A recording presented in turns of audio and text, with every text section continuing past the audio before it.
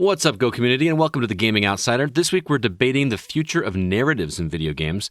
There's also news regarding the specs for the Xbox One Series X and Tiger Electronics making a comeback. Not so sure about that. We'll also be sharing our impressions of new games we played, including Crystalborne Heroes of Fate, Super Blood Hockey, a Paper Mario-esque game called Skellboy, and a PC game called Broken Lines. Oh, and Zack and I played a bunch more Skyrim and Tomb Raider. Go figure. This is the Gaming Outsider.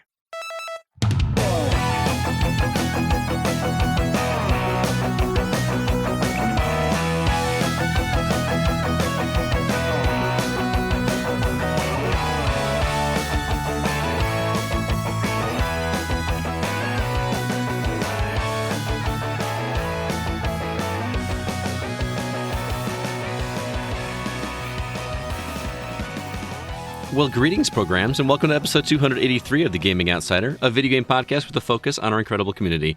It's Monday, February 24th. I'm your host, Scott Clark, and I'm joined, as always, by my fellow co-hosts. First off, a guy who I assume still hasn't seen Sonic the Hedgehog the movie, Mr. Zach Parkerson.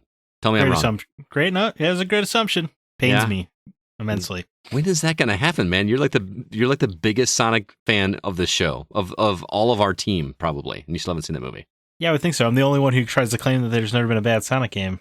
Yeah, that's 2 episodes in a row you made that statement. And I know. It's definitive. I disagree. I disagree. I'll get to it. You know.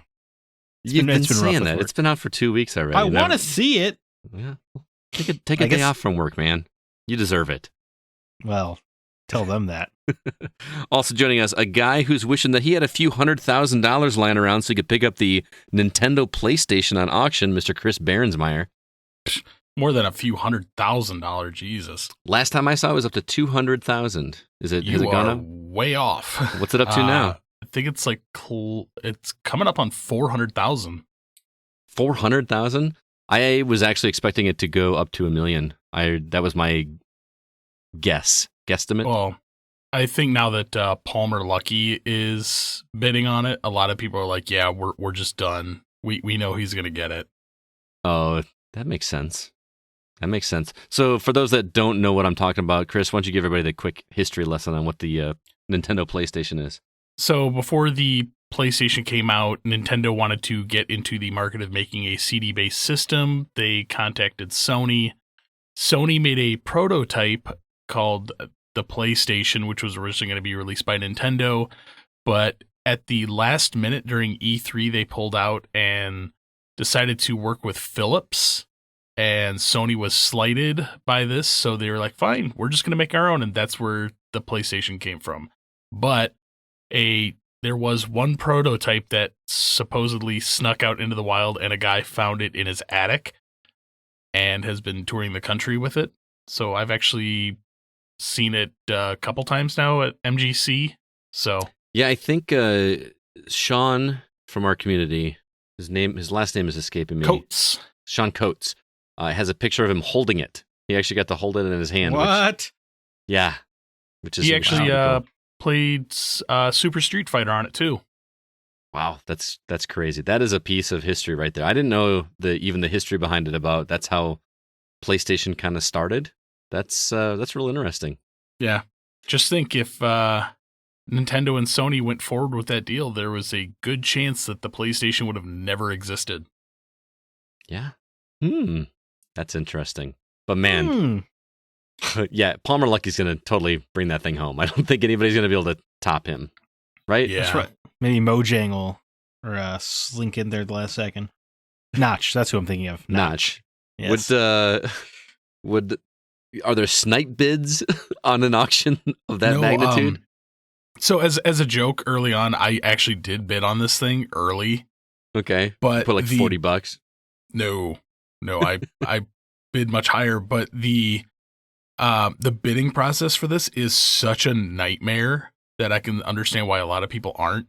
Because how is it a nightmare? You log in and no. You actually physically have to call this company, verify funds that you can pay for it. Like, you actually have to send them, like, info that you're like, oh, yeah, I have money. And then once it's verified, then you can bid. Wow. I've never heard of such a thing. That's interesting. I mean, this is a piece of history, man. Yeah. It's just not eBay. I'm willing to bet if the guy who's selling it, like if it sells for less than $1 million, he's going to be kicking himself because he openly said on multiple occasions he's been offered $1 million for it. And it hasn't made it that high. It'll make $1 million. Was there like 15 days left on it or something? Yeah, something like. I'm honestly surprised that like Nintendo or Sony just doesn't be like, we're going to throw dollars at this so we can just lock it in our vault. Yeah. Like Nintendo's just be like, we want to forget that this ever happened. Say, Nintendo could just bury it in their treasure chest. Or we have a bidding war between Nintendo and Sony. Wouldn't that be fun to watch? That would be ironic. Don't you think? Like, no, it was us. Wait, it's ours now. Anyway, I kind of figured that was going to be out of your price range. But yeah, very quickly. Like you could like just trade like your entire collection for that one console. That still wouldn't cover it. No. At current price. Yeah. So crazy. Well, anyway, Zach, actually both of you, Zack and CB, you both missed out on a really good time this past weekend. We did a community game night over at playing some Killer Queen Black. Some of us were on Switch, some of us were on PC. It was cross-platform. Who do we play with? Nate was over there, Sai Quinones, David Newman, Bryce was in there, and Spencer from our team was over there as well too. We only got 6 people in there, guys. We have to get more people to play this game. It was stupid fun, so much fun, and they've actually fixed the game a bit. It's much easier to get into matches. You can actually have 8 people in at a time. People can drop out and drop back in. It's much easier to get into. It's so much fun, man. And we were starting to come up with different strategies and talking about how this works and that works. And we tried playing with no queens, so it was just workers. That made for an interesting match. We were just trying all kinds of different stuff. It was a real good time. So you got to be there next time. It was so much fun. You guys using your Nintendo Party chat for that? No, we did not. We could not figure out how to get it to work. There's not a Nintendo Party chat, but there is a built-in chat feature in Killer Queen Black. Oh, is there? But it's a weird one where like it doesn't work. It's not always on. It's one where you have to hold the R button when you want to say something and then release it, and then it's supposed to send it to the group. But we couldn't get it to work right, or maybe we were doing it wrong. But we did not use that. We just used Discord, which is perfect. So right. Yeah, God forbid Nintendo just figure it out. Yeah. The one thing that I wish that they would do is I wish, remember how like back in the Gears of War days where you could, while you were in a game, you could only talk to your teammates. But then after you died, you'd wind up in the dead room and talk to those. And then everybody would be in there to trash talk. It was so much fun to see a match end and hear somebody come into the group and just yelling and screaming because they just got killed or something. That was so much fun. I wish there was a way to do that. Oh man, so many fond memories of just you and the one other person in the other team who also died, and then the match still goes for 12 minutes, but you guys are just stuck talking to each other the whole time. Right. Because you're the only two that suck.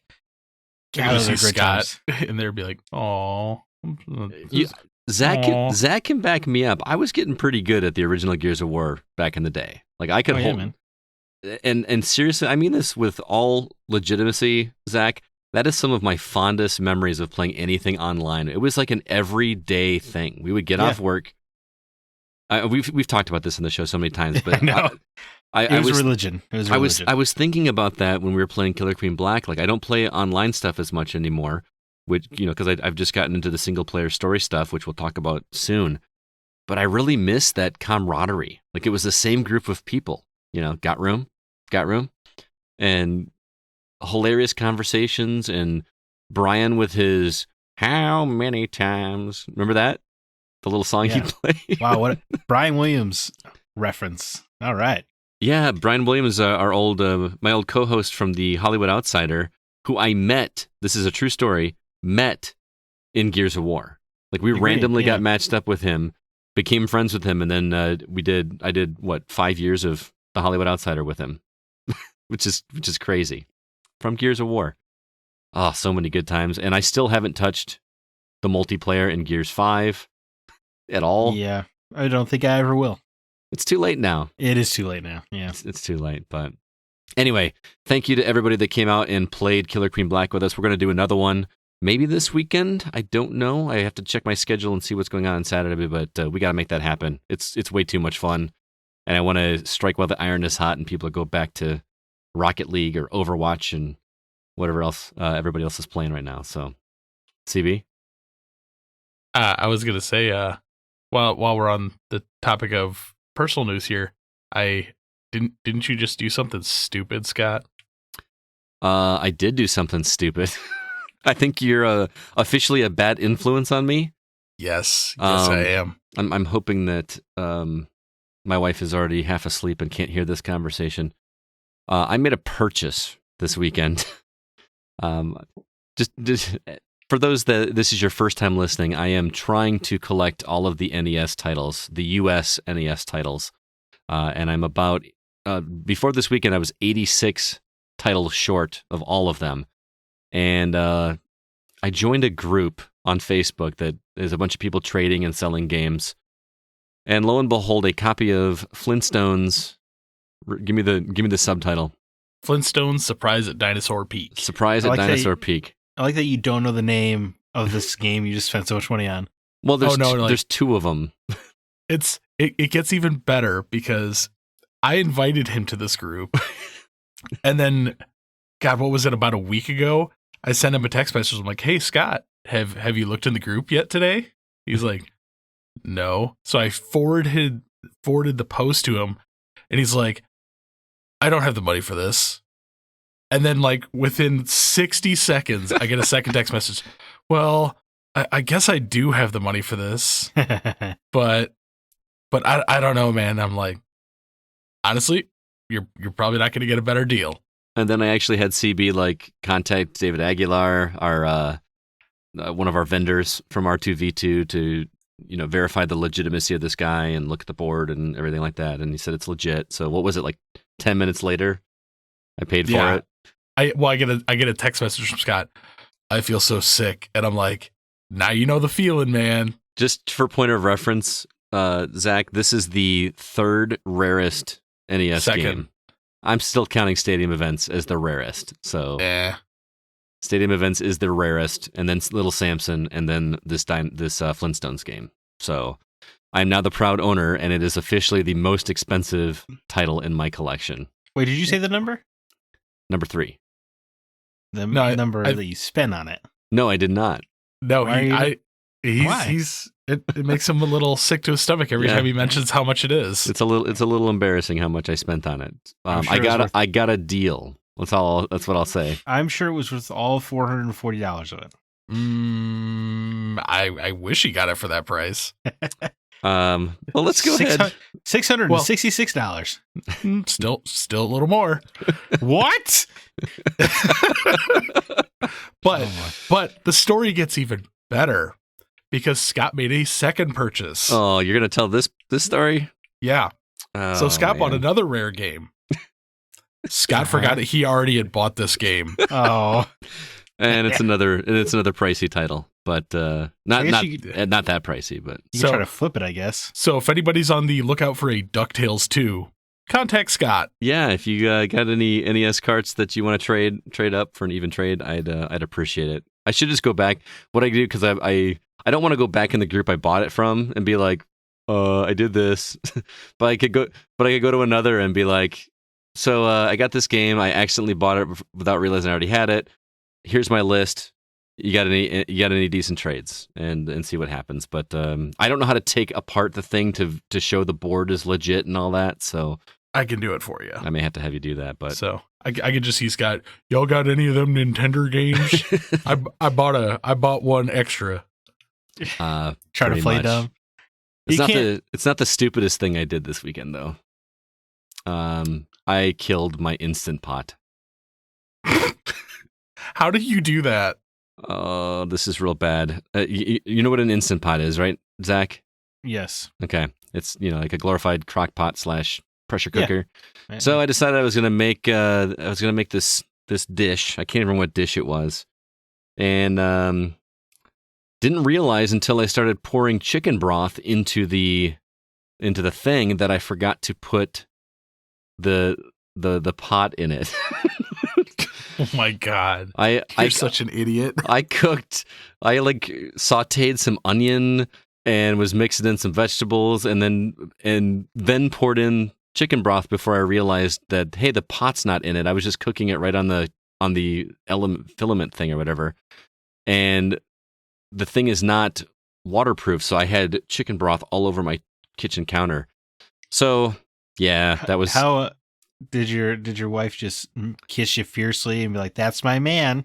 No, but she sent me, I called her, and I'm like, what am I doing wrong? Because I was listening to an audiobook while I was cooking, so I was like really into the book I was listening to, and I just kept going and going, and all of a sudden there's chicken broth everywhere, so I call my wife really quick. I'm like, what's going on? And she's like, you didn't put the pot back in it, did you? And I was like, oh my God. So she texts me about 20 minutes later with a link to a website that is whendadscook.com or something like that. And it's this whole article about somebody else that did this and how you can try to fix it. And so we took it to my stepdad, had him help us take it apart and try to dry it out. And she fired it up tonight to try it, and it just, smoked everywhere, and it's now in the trash. So I'm in the market for a new Instant Pot if you see one for Hey, you cheap could trade anywhere. with DuckTales 2 for one. I could. Oh, don't tell her that. She'll make me do it. Yeah. Oh, I'm gonna send her a message. No, I'm you gonna are send her a not. message. No, you are not, sir. Wouldn't he lose money on that deal? I would lose money quite a bit. So, Oh, if you got the big one. speaking of NES games, I do have one other quick story to tell. At school, I bring my Switch to school so the kids on Friday, when they have indoor recess, they can play it. Or every Friday we do a drawing, and one of the kids gets to bring a friend and have lunch in the classroom and play video games during lunch and recess. So I forgot to bring the Switch on Friday, but I have the Retron 5 set up in the classroom with a few games sitting there, and I fired up Bubble Bobble, the original Bubble Bobble for these kids, and they've never played this game before, and they were terrible at it. But they kept coming back to it, and now they are genuinely loving the game, and they keep coming back to it. And I'm shocked that these 10-year-old kids in my class love Bubble Bobble. How cool is that? Well, I mean, it is one of the best games on Nintendo. It is. It's such a good game. I punched in the code to go to the final boss and show them what the final boss looks like, and they were impressed because I actually still remember the patterns and everything. It was pretty cool. So, anyway. Wow, that was quite the intro. What do you guys say we jump into the week's news? Yeah, let's do it.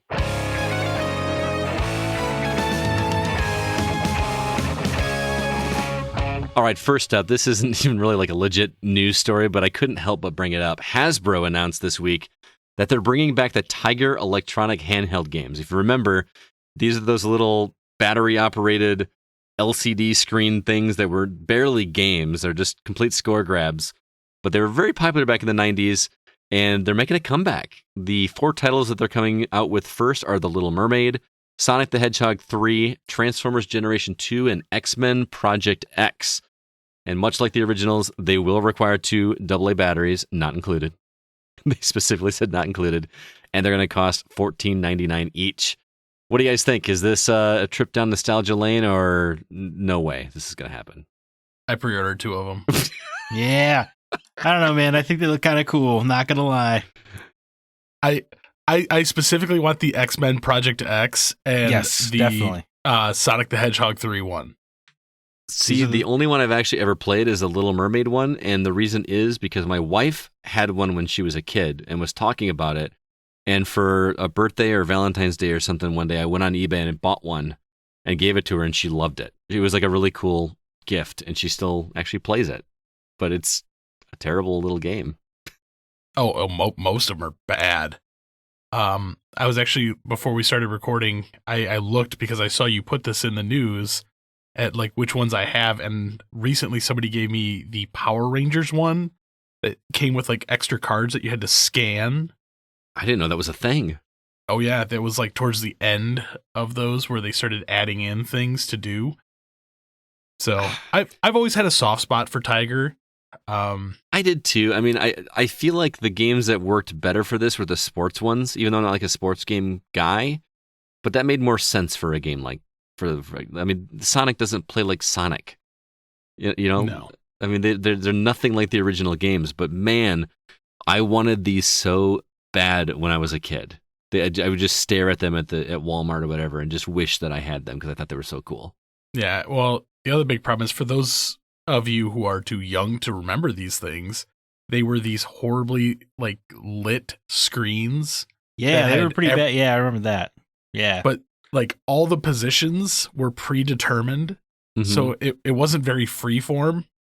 No, not at Like- all. It was like the character would have like 5 different animations, either like up, left, down, jump, and maybe an attack or something, and that was it. They're like the Game and Watch games. If you remember, well, if you're too young to remember Tiger, you're probably too young to remember Game and Watch, but not great games. My brother and I actually broke a couple of them. Like if you actually broke the LCD screen, it showed like all the different like variations that the character could move. Uh-huh. Yeah, I mean, if you held it the right angle, like outside, you could too. I remember. Yeah, we destroyed a lot of them as kids because we kept finding them at garage sales for like $1. Well, couldn't you like even press on the screen and they would kind of show up like where your finger was? Yes. I remember that. Yeah, I remember these being not fun and poorly made, but I still want them. Yeah, they're fun for about 2 minutes, and then I'm just completely done. You know. Oh, what's even worse was the watch versions. Oh, I do the Zelda one. There was a Zelda Watch one. I remember playing a buddies of mine or whatever, and it had like fighting the bats and stuff. I thought it was the coolest thing ever. It's a terrible game, but at the time it was awesome. Yeah. If I could find that for my Zelda collection, that would be amazing. Yeah. Surely it's on eBay. Many dollars. Many dollars. Probably like 2 copies of DuckTales 2 at least, right? What? Why? Yeah. They They're suck. rare. Because A, they didn't make a whole ton of them, and B, most of them wound up in the trash because they were trash. Because that's where they belonged. Yeah. Do you think that like in a few years there's gonna be a market for those? You guys might have been too old for this. There were the little cartridges, and it played like 30 seconds of a song. Hit clips, they were called. Yep. I actually see those every now and then at garage sales. There's got to be a nostalgia market for that in a few years, right? Why would you want 30 seconds of a song? Was it just like a total marketing thing? Because I think it was just because you could buy. They're like you buy the little thing that you carry on your belt clip or whatever, and you can swap out the cartridges and had like 30 seconds of a song, basically the chorus. But the cartridges were like $2. You go to Toys R Us and you load up. And now you can buy a full song on iTunes for $1.19. Well, it's different times, Scott. Yeah, I know. Do you remember there was the Game Boy Advance games that actually had episodes of TV shows? Yes, I do. Like the SpongeBob ones. Yes. God, what? I haven't seen. Really? Yeah, I haven't seen any of those in ages. I didn't even know that was a thing. So they sucked. Yeah. They're terrible, but I think it's kind of cool they're coming back. I don't think I'm going to be like CB and pre-ordering any. Are they GameStop exclusive? Or no, they're on Amazon too, right? Yeah, because I got mine through Amazon. Okay. It's got to be a dangerous game to be making anything GameStop exclusive right now, right? Possibly. I hate that those Totaku figures are GameStop exclusive. Hate it. I want them. Well, you could still go get them. I mean, No, I don't know what's stopping you. Do you hate GameStop that much? You just refuse to? No, but they're a tough cookie to track down. Oh, I see. Because the stock is not always there. So Mm-hmm. Anyway, next story I got here. EA canceled another Star Wars game. Found out this week. Jason Schreier talked to 6 anonymous sources from EA about the most recent cancellation. The game was codenamed Viking. It was never formally revealed, but was supposed to be a spin-off of the Battlefront series, apparently.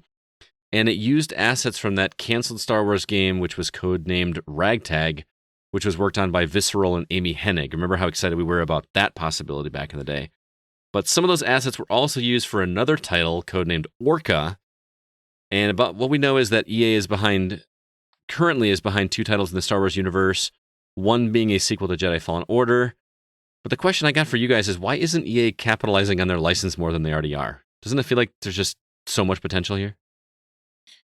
Yeah, but I feel like after the reception of that first Battlefront, what they're doing is actually wise.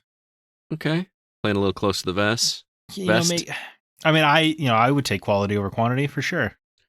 Oh, I would as well, but I mean, there's so many Star Wars games you could do that could be quality. They don't all have to be as high quality as a Fallen Order, but I agree. And the other game that you didn't talk about was a smaller, unusual project at EA Motive. Mm-hmm. Is how Schreier described it, and that sounds cool. Yeah, I'm something unusual. I mean, especially now that Star Wars isn't done by any means. The Skywalker saga is done. But how about a Mandalorian game? Could you imagine? Resurrect Star Wars 1313. Yeah, bring that back. Please. Make that Boba Fett game that everybody wants. Or can we have just an all space combat game set in the Star Wars universe? Like a Rogue Squadron type thing, but with all the vehicles. Just give me a campaign doing that. I'm all over it. I'm honestly surprised that to this day that the like the Rogue Squadron games or the Rebel Assault games have not been rebooted.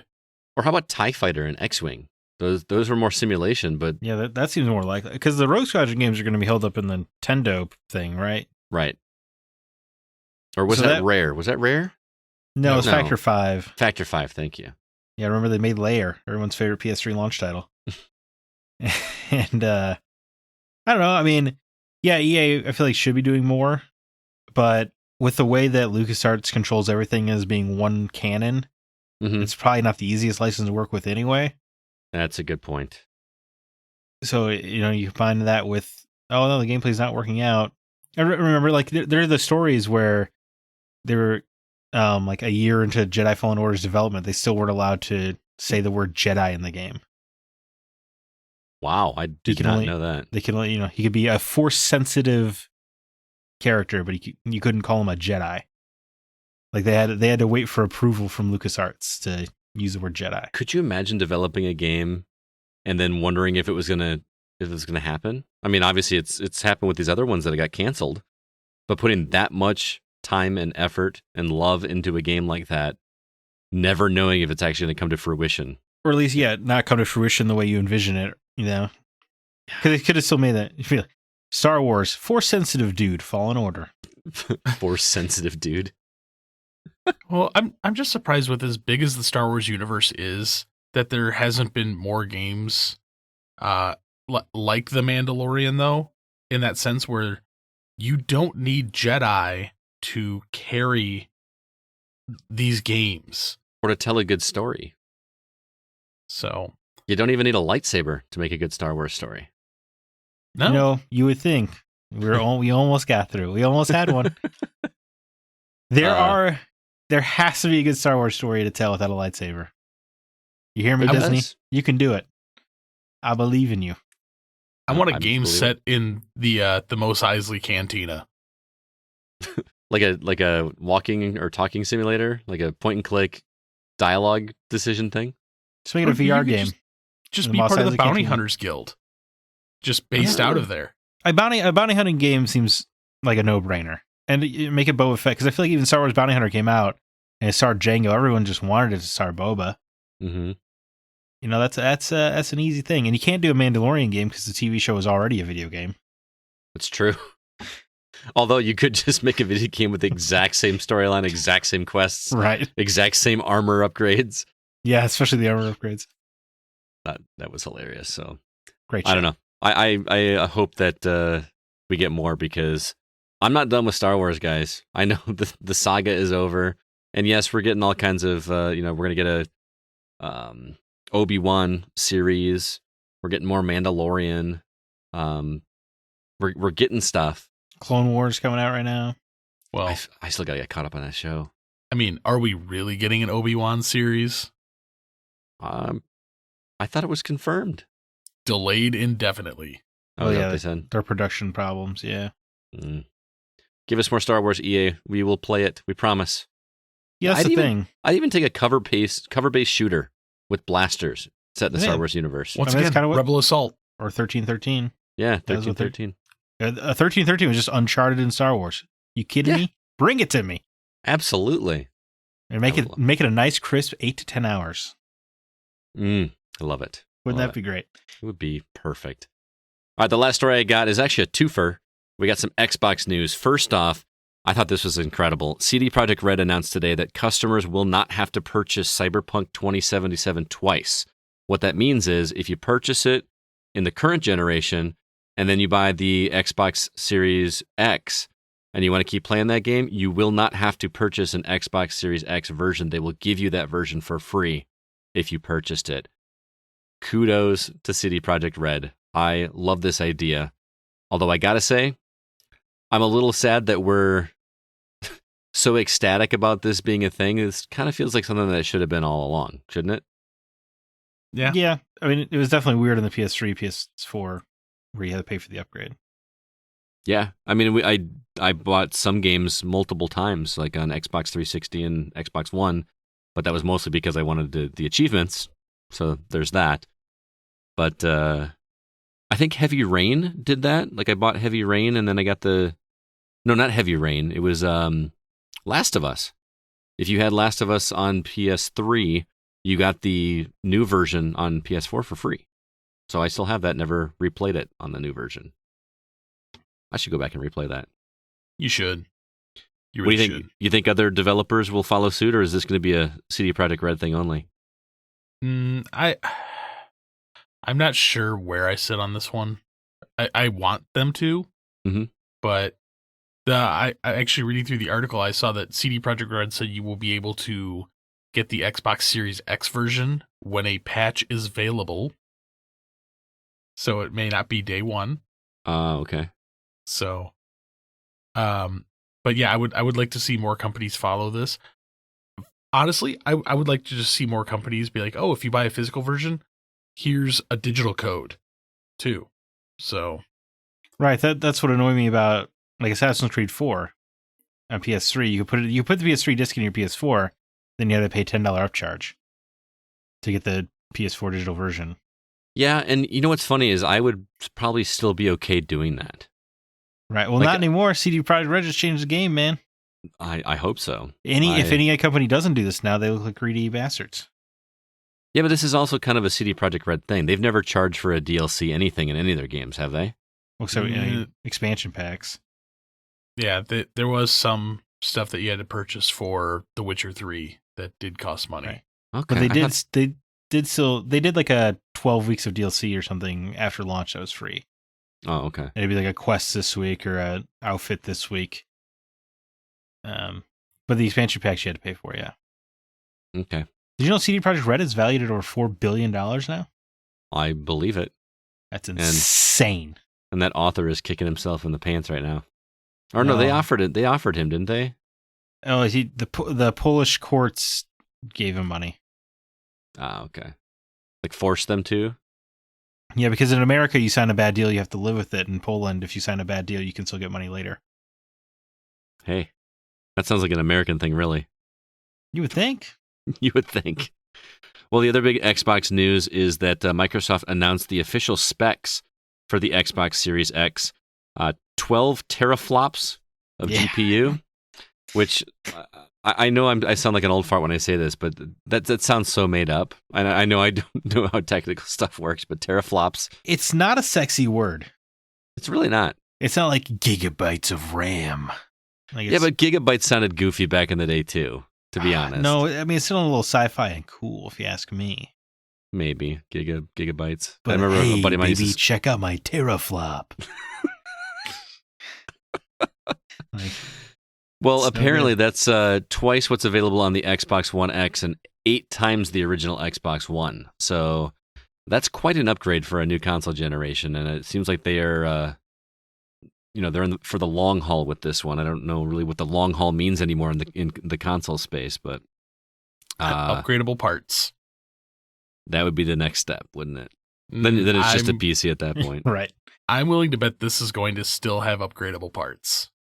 You think so? Keep it simple. Just charge me again in 3 years. I don't care.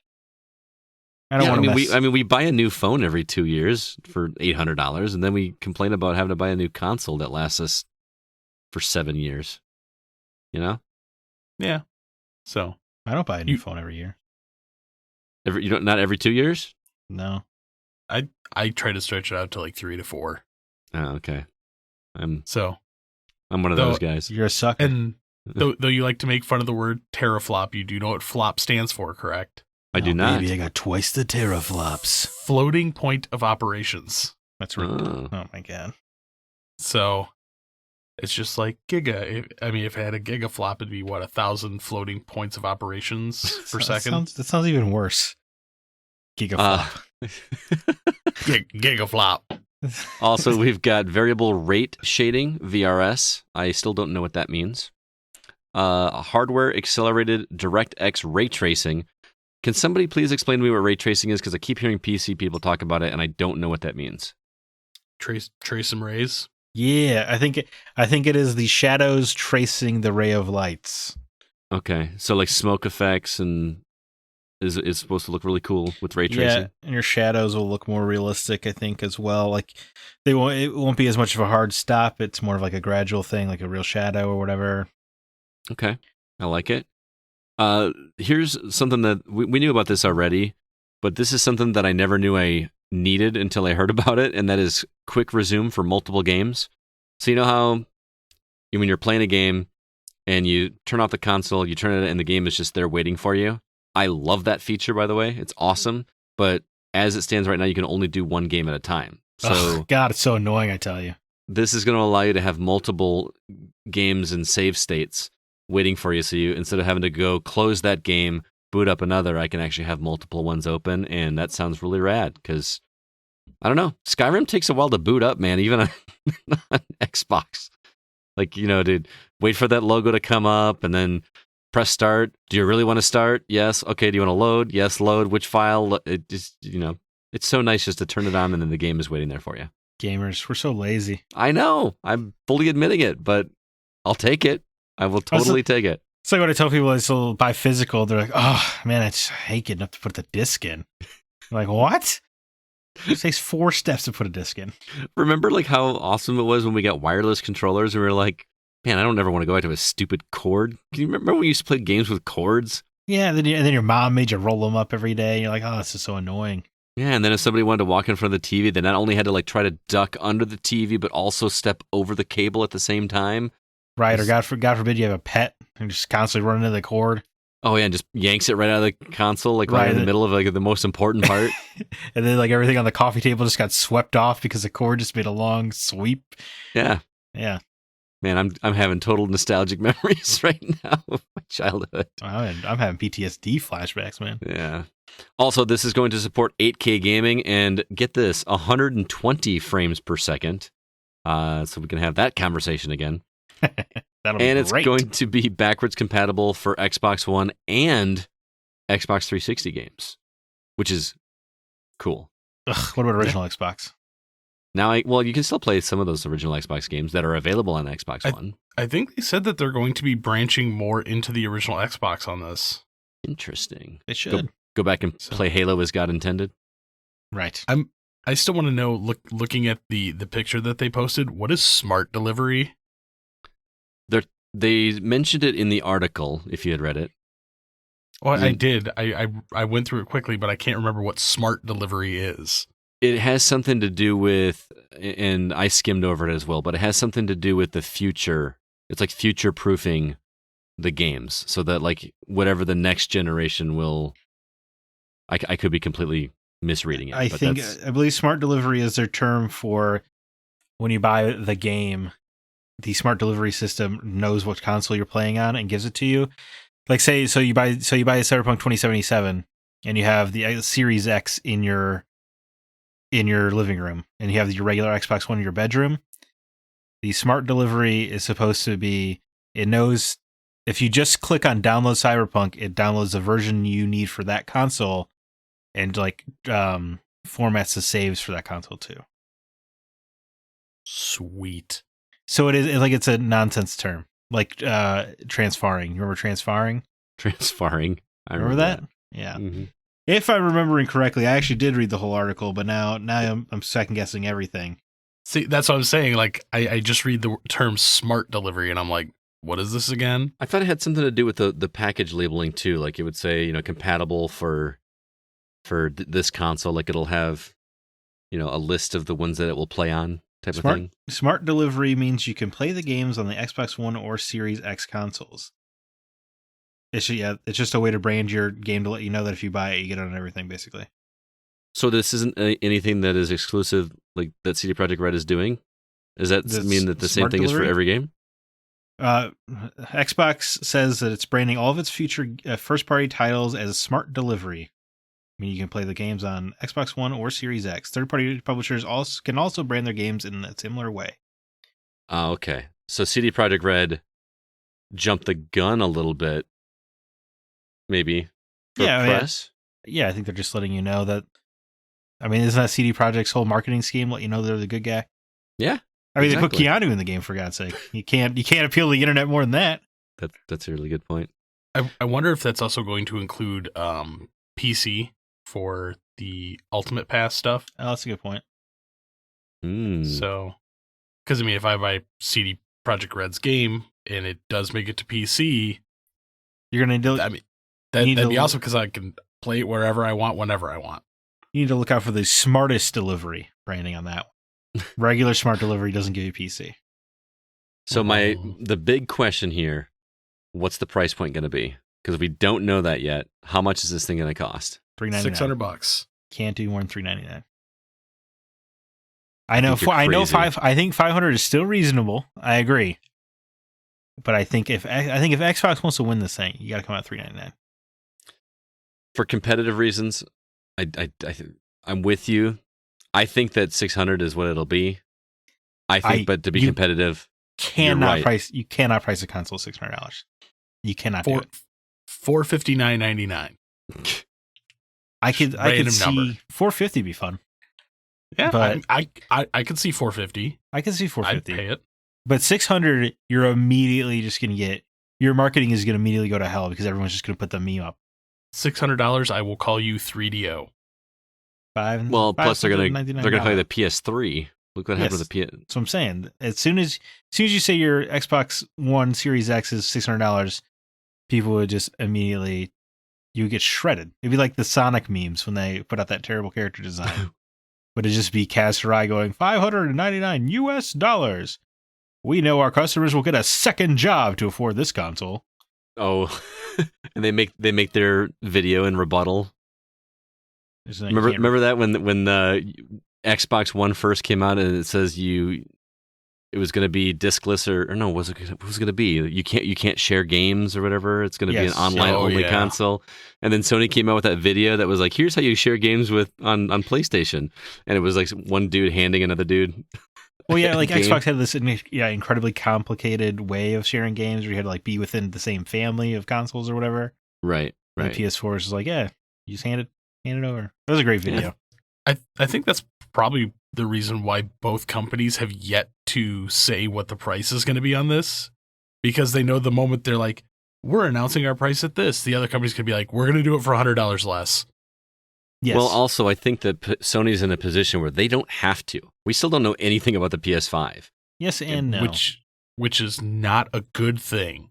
I think PS5 at this point they have to be waiting for Xbox to make their move at E3.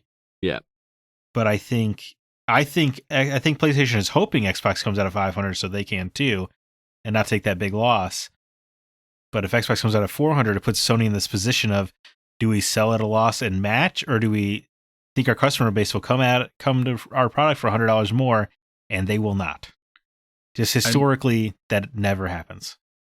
I'm just surprised that we now have specs on the Xbox and Sony is still quiet. Because Sony thinks they have nothing to prove. Yeah, exactly.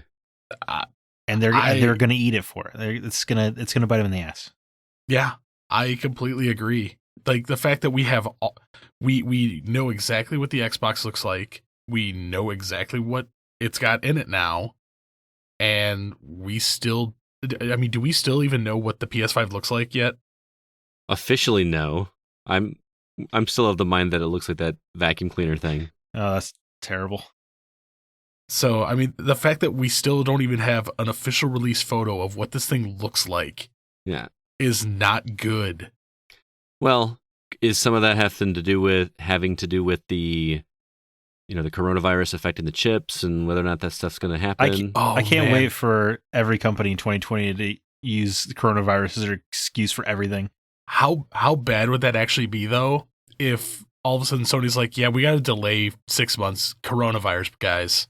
Like, well, we can't make our stuff. I've heard like legit stuff that's happening with both. Like I actually read an article the other day that said these consoles could potentially not launch until 2021 because of, all those chips are manufactured in China. That screams the American fear-mongering media to me. That could. You never know what to believe, but also makes for a good headline. So that's what I'm saying. Yeah. You said that we can't have a price point of $600, and I agree with you that the media backlash on that, or the memes, like you said, it would just be horrible. But it still cracks me up that we're that scared to pay $600 for a piece of hardware, when again we pay more than that for a phone that lasts half the time of a console. Or when people will drop over $3,000 on a PC. Mm-hmm. It's all perception, right? It's the same reason why a $20 game on PS4 costs 99 cents in the App Store. Yeah, I was just going to say App Store was going to be my analogy as well, too. And that's why I see Final Fantasy Tactics on the App Store. I'm like, $17? No way. Oh, it's $20 on the Switch? Yeah, I'll pick it up. Well, it's on the Switch. I mean, of course, yeah. The one true console. All right, well, we're going to have to wait and see. I mean, E3 seems like the obvious time when we'll get these official announcements, but hopefully we'll be there. Fingers crossed. That'd be really cool. But yeah. All right, well, let's go ahead and move on. Just to give you guys a heads up, those listening, we are an independently funded podcast, which means that we must pay for our podcast hosting services, website, all that on our own, which is why we have a Patreon page where fans can contribute to help offset the cost of production as well as give back to the community. If you'd like to help us out, you can do so at patreon.com/thegocast. And patrons that are contributing at the $3 a month level even get some extra bonus episodes. CB, what's currently available for those members? So recently we did a Retro Outsider on TV show games on the original Nintendo, which included Double Dare, American Gladiators, Funhouse, and this crap game called The Lone Ranger. It's not a crap game. It's a great game. Nope, it's terrible. So we played through those, and it was also kind of a break the seal because Christina had not played any of them. So it's not my fault you guys suck at American Gladiators. Game sucks. We also recorded a VR episode with Spencer. It should be out fairly soon. Mm-hmm. And we're going to be doing a Break the Seal episode on some Dead Space goodness. Yeah, Scott Calgaro from our community. He's actually a huge contributor over at the Hollywood Outsider as well. Played through Dead Space 1, Dead Space 2, and he's halfway through Dead Space 3 right now. Whoa, okay. And he started last weekend. If it was my first time playing through those games, I would also be unable to stop. Yeah, and he is enjoying the hell out of them. Texting me at all the cool moments, like the nursery scene.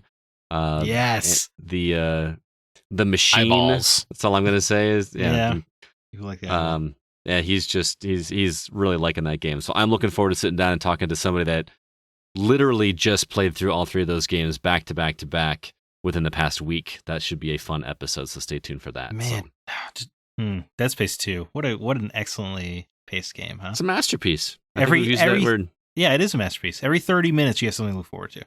Yeah, and you just never want to put it down. It was funny. He was texting me about that game, and then I got the Time Hop app on my phone that shows you like things you posted from certain years ago. And 9 years ago to the day, I had posted something on Facebook saying, I got to stop playing Dead Space 2. I was at work and I saw my copier and just immediately wanted to go upgrade my rig, which was a true story. That's like all I thought about when I looked at the copier. I was like, I could go upgrade my rig, put those little sparky things in there. So anyway, the VR episode and the Dead Space episode are not up yet, but they should be by the end of the week. If those sound interesting to you, or any of our old content, which includes all the Break the Seal episodes, all the legacy episodes we have recorded, and games that aren't for us, where CB makes us play a bunch of crap games. If any of that sounds interesting, head over to patreon.com/thegocast. With that, we're going to go ahead and jump into our From the Outside In topic.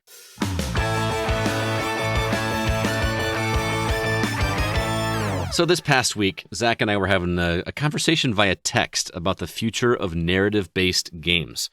I think it's no secret that the three of us are big fans of games that follow a good story, but multiplayer games and, quote, games as a service games are definitely on the rise. It's got us wondering about how important games centered around a narrative will be in the coming generation. So, let's talk first about why we love story-based games so much. I know that competitive games are incredibly popular with the masses, but why do you guys specifically prefer ones that have a rich plot with interesting characters?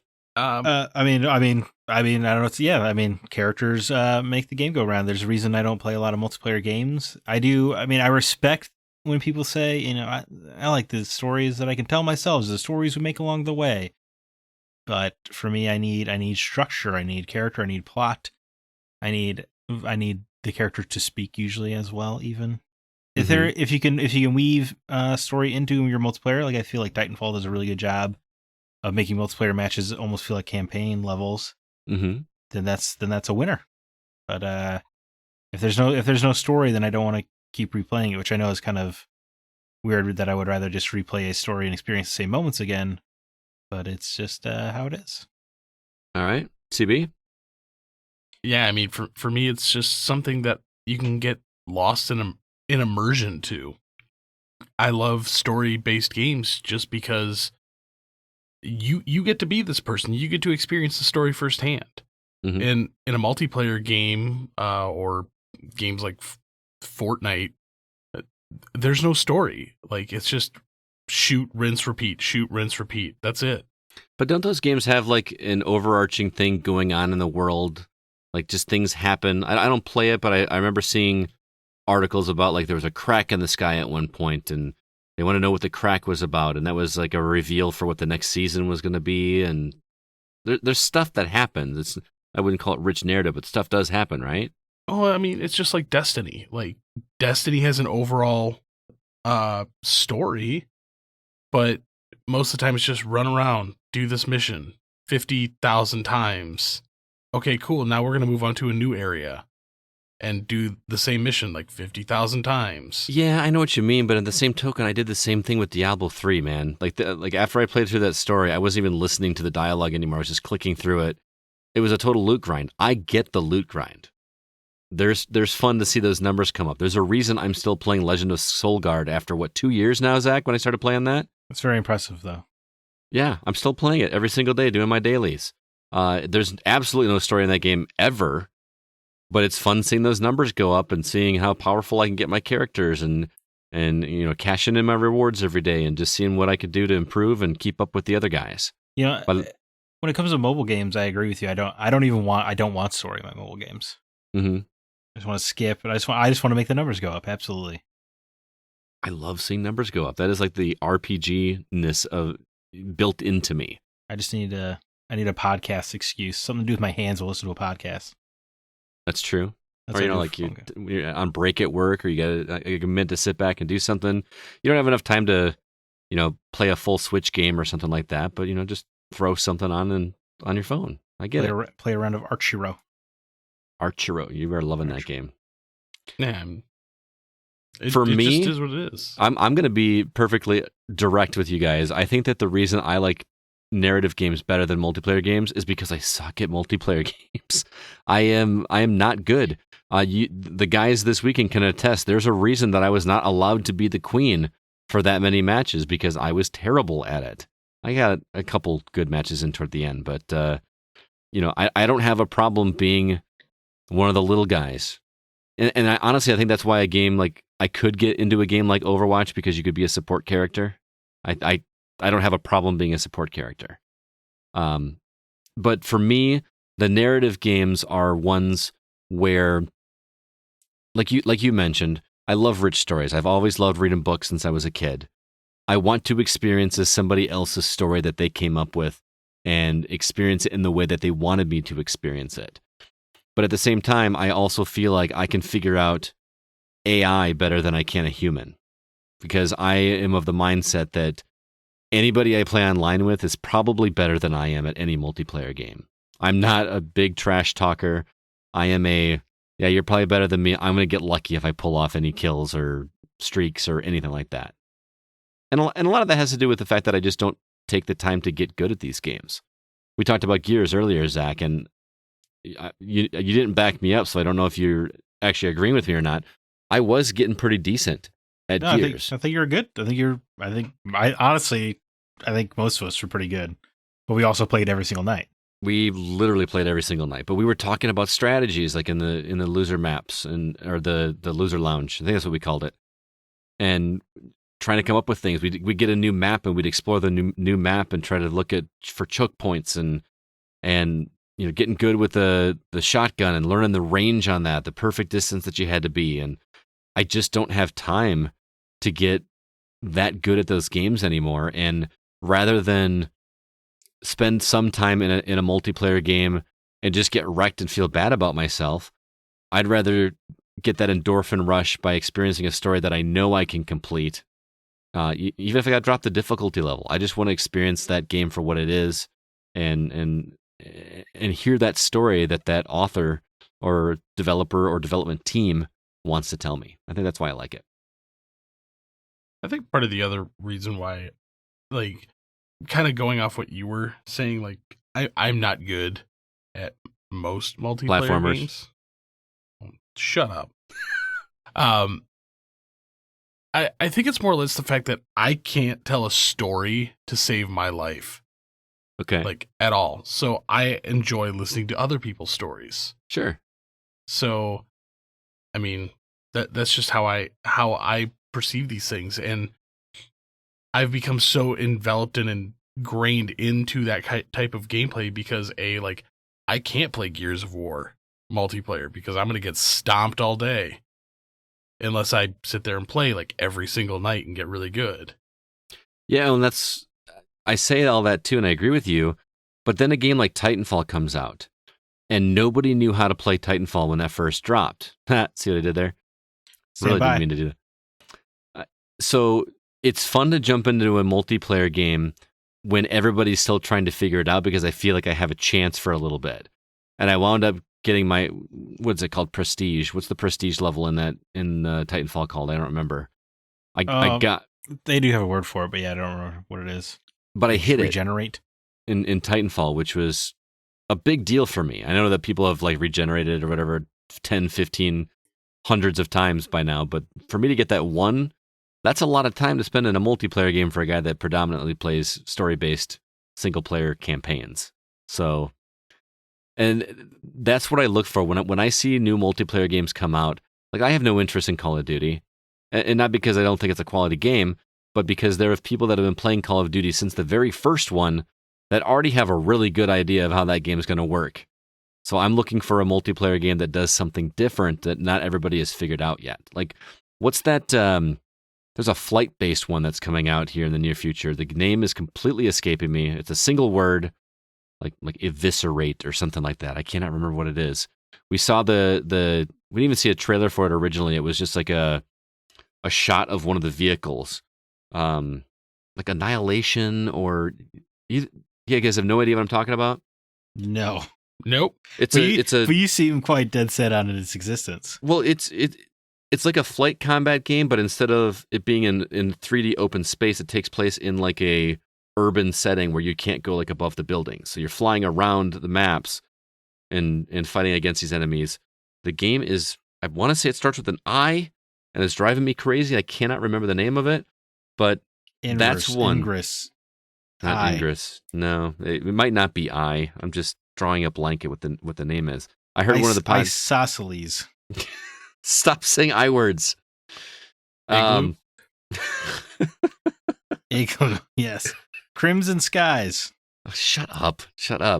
But you understand what I'm saying? Like, when that game drops, not everybody is going to know how that game works, what the mechanics are, and how, like, everything is going to be brand new to everybody. So that's where I might jump in and try that. But I'm not going to stick with it long enough to really be competitive. I'm going to wind up going back to my story-based games because that's what I like and that's what I prefer. Yeah, you gotta get in there early. You're right. So going back to the original question here, do you guys think we'll ever get to the point where single-player story-based games are a thing of the past, or will there always be a place for them in video games? No, I don't think narrative stories are ever going to like just go away. I mean, my son, like, he loves multiplayer games. Like, I can't stop getting him to play Fortnite, but he will put it down to go play Zelda Breath of the Wild. Like, that's been his big thing lately. So even that's not super story though. I was gonna say, like, that like straddles the line of a story-based game. Yes, it's a single-player campaign, but what's the story in that game? Go kill Ganon. That's it. Well, there's a lot of neat character moments in Breath of the Wild, but they're pretty few and far between. It's also got the worst ending ever, so tell your son to stop wasting his time. I'd rather have him play that than Fortnite. Tell him to pick up Arkham Asylum. Yeah. That seems like a good one for him. Yeah, but here's the thing, and this is what kind of spawned this whole conversation with Zach and I, as we were talking about. I finally got Zach to say an old man comment about, like, these damn millennials. Like, and we had this conversation about how even the students in my class, it's tough to get them excited about reading, and I have trouble empathizing because growing up I ate up books. I could not put a book down. My parents used to yell at me because we'd have company over and I'd be in the corner reading a book. And I don't say that to brag, but I was just more interested in this book than I was these people that I didn't want to talk to. Did you ever your sneak books in your room? Sneak books into my room? Why would I have to sneak books into my room? I might get in hindsight trouble for my dad if he listens to this. But I was supposed to not, like, watch TV or read books after 10 p.m. or whatever it was. So I would take my cell phone light on my flip phone. And I would use it to read, like, Harry Potter and stuff under the covers in my bedroom. That's awesome. Why? It was great. Why would you get in trouble for that, though? I don't understand. You're reading a book. Supposed to be sleeping. Yeah, it's supposed to be sleeping. As if parents somehow just 11 p.m. I guess I'll go to bed now. That's how that works. Yeah. Yeah. I'm kind of curious because you say that, like, you're like, oh well, I'm in the corner reading a book. Is it also partially because of the upbringing that you had? Are you talking to me? Yes. Like, possibly. Because certain things were bad in your house. That's true. So it's just like, oh, look, I can lose myself in this other world because I can't experience this through games or TV. It was the moment he owned it. Possibly. And he's never going to let it go. Maybe that's what it was. Maybe, I don't know. I mean, education was a big thing growing up. I was encouraged to read. It was a positive thing. I don't know, because I didn't really read anything that I shouldn't have. You know what I mean? I went to the library and I checked out books that were at my age level, and I didn't read any Stephen King or anything like that. So would you have been allowed to? Probably not, but I don't think my mom would have known either. Like I just finished. I've been reading The Stand recently. Boy, that story's a lot more messed up than the miniseries, by the way. Yeah. So I don't know. I mean, I was just kind of curious because we've talked about that before. Then I'm like, well, if you had access to the things that kids nowadays have, would you find yourself doing the same thing?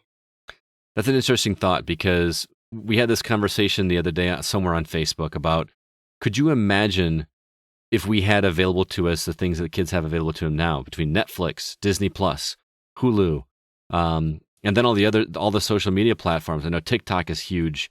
What's the music one? Musical.ly.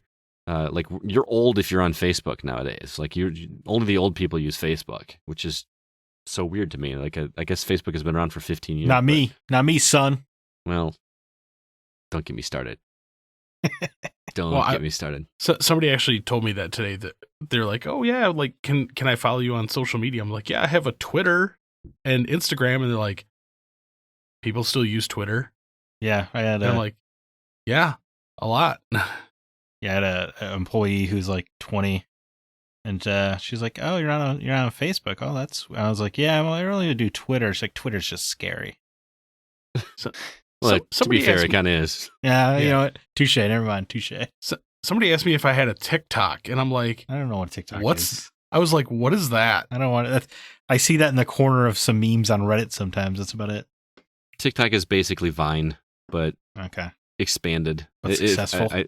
I think I'm understanding. Well, Vine was successful for a while. They just disappeared. So, Well, this is not a pretty face. People don't want to look at this all day. true story. But my point was, my point was that when we were younger, and this sounds like such an old fart conversation again, but when we were younger, we didn't have access to hundreds and hundreds, possibly thousands of things to watch all day long. We taped stuff off of TV, and I would watch that movie over and over again to the point that I would memorize where the commercials were. You know, I mean, we just didn't have as many things available to us. Now kids are just overloaded with so many different things that can entertain them. Yeah, we're way off topic now at this point. Well, no, we're But- talking about narratives. Oh, you're right. Yeah. Okay. No, I was Well- just, Scott, you just made me think about something that I've never had to think about. Do kids rewatch things now? Because you're That's- right. When we were kids, like some of favorite things in the world are watching the Spider-Man animated series reruns. You're like, oh, this is the one with Venom in it. And you rewatch it. Do kids do that? They probably don't, right? You just watch the series on Netflix and find something new, I would imagine. I mean, why would you? You got to keep up with whatever everybody's talking about. You know what I mean? Man, that's fascinating. I hadn't considered that because in 20 years, your nostalgia is going to be so much less for these things, less powerful Yeah. than our nostalgia was. Well- It'll be really interesting to see where those kids land and if they're going to even remember some of the stuff that they watched when they were really young because they didn't watch it multiple times. I'm not saying it's a bad thing. I'm not saying that I'm above this No, yeah. generation or anything. I mean, yeah, times change, but it's just fascinating because Disney Plus comes out, and the first thing I did was watch that Spider-Man cartoon show. I'm like, oh yeah, remember this? Oh yeah, Felicia, she wasn't Black Cat here. That's crazy. Yeah. And you have these vivid memories. But if you just watched it once on Netflix and moved on with your life, would it have that effect? Exactly. Well, I was actually going to say, you're like, when we were younger, we didn't have like all this stuff to be like thrown at us. Mm-hmm. I was actually going to completely disagree with you and really make me sound like an old man. And I'm like, no, we really did. It's called being outside. Well, I yeah. didn't do that. I did that So- too. I did. I used to you go in the woods, you cause trouble, you break into chip factories and stuff. It's great. Good time. Well, you steal yeah. the neighbor's garden gnomes. It's a lot of good times out there. I didn't get in trouble when I went outside. I actually went out and had legitimate, innocent, good, old-fashioned fun. But So wasn't- anyway, my point is that with so much stuff out there, it feels like it's less about watching something to see what happens next in the story for these kids. And I could be way off base, but this is just my perception. That it's just about doing whatever to get that next endorphin high. And I feel like that endorphin high is focused more in the younger generation about playing with your friends and doing, and getting that victory royale or I think you're the one that brought up Minecraft when we were having this conversation.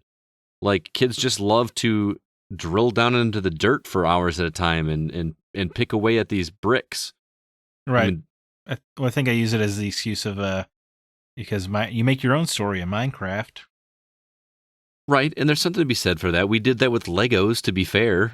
I mean, they've got an infinite box of Legos that Yeah. are doing the exact same thing.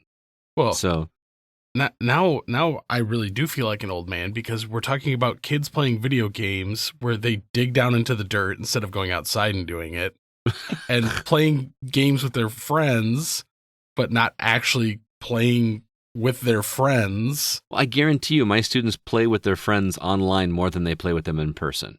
Exactly. I have no doubt that is a fact. Well, and I bet also the parents don't want the kids to go outside because of the fear-mongering media. That's there's some truth to that, actually. Well, I was actually just sitting here thinking, like, is technology causing us to be so much more introverted that we're too afraid to interact with other people unless there's some barrier? Like, oh, look, I don't want to talk to you in real life, but I can talk to you through a phone or over a headset or something like that. Right? I mean, do you remember So when we were kids, like you would meet a new friend at recess and you'd be at their house that same night and your parents would have no idea where you were. Just be home in time for dinner. yeah. You know? For me, growing up, it was if we were over at the neighbor's house in the neighborhood, my stepdad used to be able to whistle really loudly. and we could hear it anywhere in the neighborhood. So as soon as we heard that, it was like, oh, guys, we got to go home. Time to go home. And again, didn't know where we were. We could have been at this friend's house, could have been at that friend's house. We just were out. Cell phones probably ruined the crap out of childhood. Nice recovery. I like that. Thank you.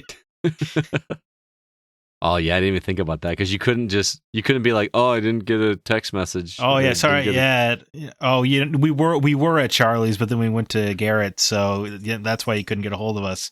But no, now you always have access to Mom right in your pocket. Yeah, I'd leave my cell phone at home if I were a kid, probably. Oh no, my God, I would. I would. I don't know if I could live life, man. Being tracked like that. Anyway, this is the old man podcast. I know. Now we're officially off topic. Let's get back to the narratives. My point with that whole story was I feel like that the story part of it isn't as important to kids. I don't mean that to sound like an old man comment. I'm observing. I'm sharing what I've observed with kids, and they're less intrigued. I never hear them have a conversation about, oh, this one part in this one movie or this one part in this game. It is always this funny thing that happened between us, or I got this victory, or this conversation we were having that had nothing to do with the game. You know, those are the conversations. Those are the fun moments that they're having. It's never centered around, there was this really good story beat and this character did this awesome thing. So, CB, you still think that there's always going to be a place for story-based games where it's never going to go away? We somehow circled back to this. Yeah, I still think that they're not going to go away. With the advancement of technology and the fact that people aren't reading books anymore, like actually like physical paper books, a lot more stories are being absorbed through games these days. Okay. I mean, the fact that video games are the largest entertainment industry right now, right, bar none. So, what does our community have to think about it? Oh, well, they don't matter. You know what? Here, let me jump in real quick. Okay. Well, I just remembered a point I said to you, Scott, when we were texting back and forth about this, that I think story-based games are still going to be happening. I think they're going to change quite a bit. How so? What do you mean? I don't think like in 5 years, especially the refusal to skimp on the technical aspects of video games, because publishers think we only want the most beautiful games in the world and the longest games in the world, right, are going to start getting in the way of this outside of your first party games because you can afford to take a loss on those. But you even right, your Jedi Fallen Orders are going to be fewer and further between because the cost is just going to be too high. Especially for a short game, because you expect if it's going to be that expensive of a game, it's going to be it needs to be a longer experience. There's that perception. I think that's perception. I think you still get away with the campaign lengths we were getting in the 360 era. Mm-hmm. I just don't think publishers think they can. I think that they are wrong. Yeah, I mean, I still don't have a problem.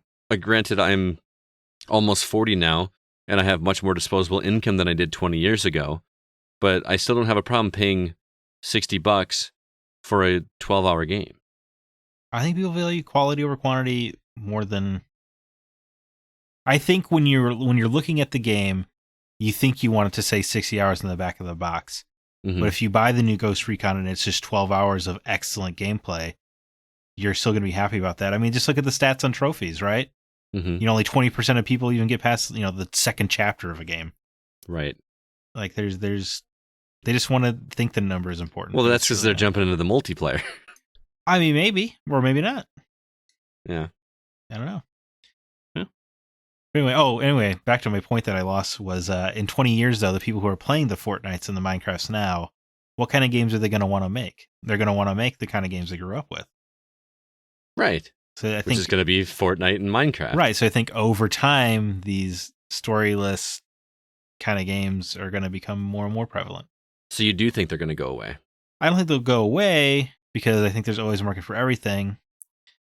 I think it might just be that they're fewer and further between. They might be more niche. You might have to go to maybe your mid-tier publishers or something like that. You know, kind of like if I could use a comment from the community real quick, if that's all right. Sure. Thomas Becks brought up that more adventure games have been released in 2019 than the entirety of the late 80s and 90s. Story-driven games are more alive than ever and will never go away. what I want to bring up is point and click games. They are abundant right now, but they're also just cheaper to make, and they price them to their audience. Right. So as time goes on, you might get more, say, an Uncharted kind of game, where it's just like a 6-8 hour story, but it might just be made at a smaller budget and for a more specific audience. We'll never go away forever. I want to go back to your other point, which you're saying about kids making games that they grew up with. So do you think that the current developers are making games like the ones they played when they grew up? Is that the argument? I think if you look at, like, say, Dark Souls right now, something like that, does that not harken back to the Castlevania kind of games of the SNES era? An expanded version of that? Yes, of course, but the same fundamentals of figure it out yourself, enemy pattern recognition, sure, enemy placement, stuff like that. It's just evolved and adapted into a new way. Okay. CB, what do you think? Well, I mean, I have a different view on it, but as far as me, Quentin Theoden's, I don't think we'll ever get to the point where single-player games don't exist entirely. But I think it's going to be less abundant, so in the same vein as what Zach was thinking. I love story player-driven games way more than multiplayer. Most of what I play is story-driven. Multiplayer has never really interested me generally. Local multiplayer, on the other hand, is fun. I completely agree with this. Now, as far as like something that Zach was saying, like people like making games based upon what they grew up with. Mm-hmm. I grew up with score grab games. Those have all but just died. Like those don't exist. And as, right, but they had a brief resurgence though, right when the 360 launched, XBLA. Yeah, but it was just the same thing. It was very brief. I'm saying say that there's nothing new. Right. I think that score-based games have been replaced with leaderboards. Like I know you guys don't play pinball, but Pinball FX, where I'm playing a game and I see my buddy's score and how many points I am away from passing his score up on the screen all at the same time. Or leaderboards in time-based games, like the Trials games, where you're seeing somebody's time, or you're seeing their shadow figure doing their course. They're not as prevalent, but I think that has replaced those types of games. I am with Quentin, though, that local multiplayer is a lot more fun. I love sitting on the couch. Like we were talking about Killer Queen Black, 8 people in a room is madness and so much fun. But it's just so much more convenient getting together people online. It's the best way to play. Yeah, it's interesting. So Quentin's comment really makes you think about the Avengers game.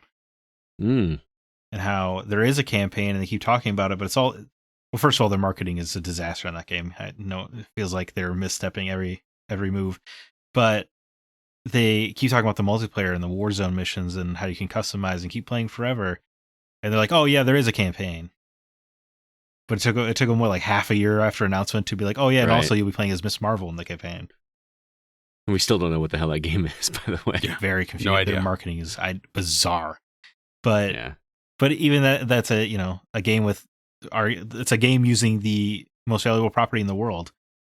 And they just keep talking about the multiplayer. Oh yeah, there is a campaign, but we're really thinking about the multiplayer. You'll be playing this game for years. City of Heroes all over again. Well, so I hear that game is great. I got a comment from the community I wanted to share as well, because I think this one helped echo what I was trying to get across when I was talking about my students. Aaron Peterson says, in all honesty, I believe it's a matter of people lacking both the attention span and the free time to invest in a deep narrative. We started video games with simplicity, which grew into deep narratives, and now we're back to simplicity.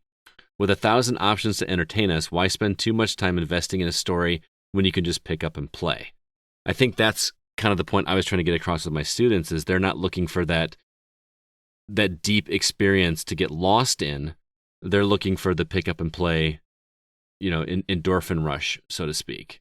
But on the same token, I think you can tell a rich narrative in less than 40 hours. Right. Zach, we love it when we get like a game that's 8 to 12 hours and it's just done. And you're just, it's like you read a book and put it aside and then I move on to the next book.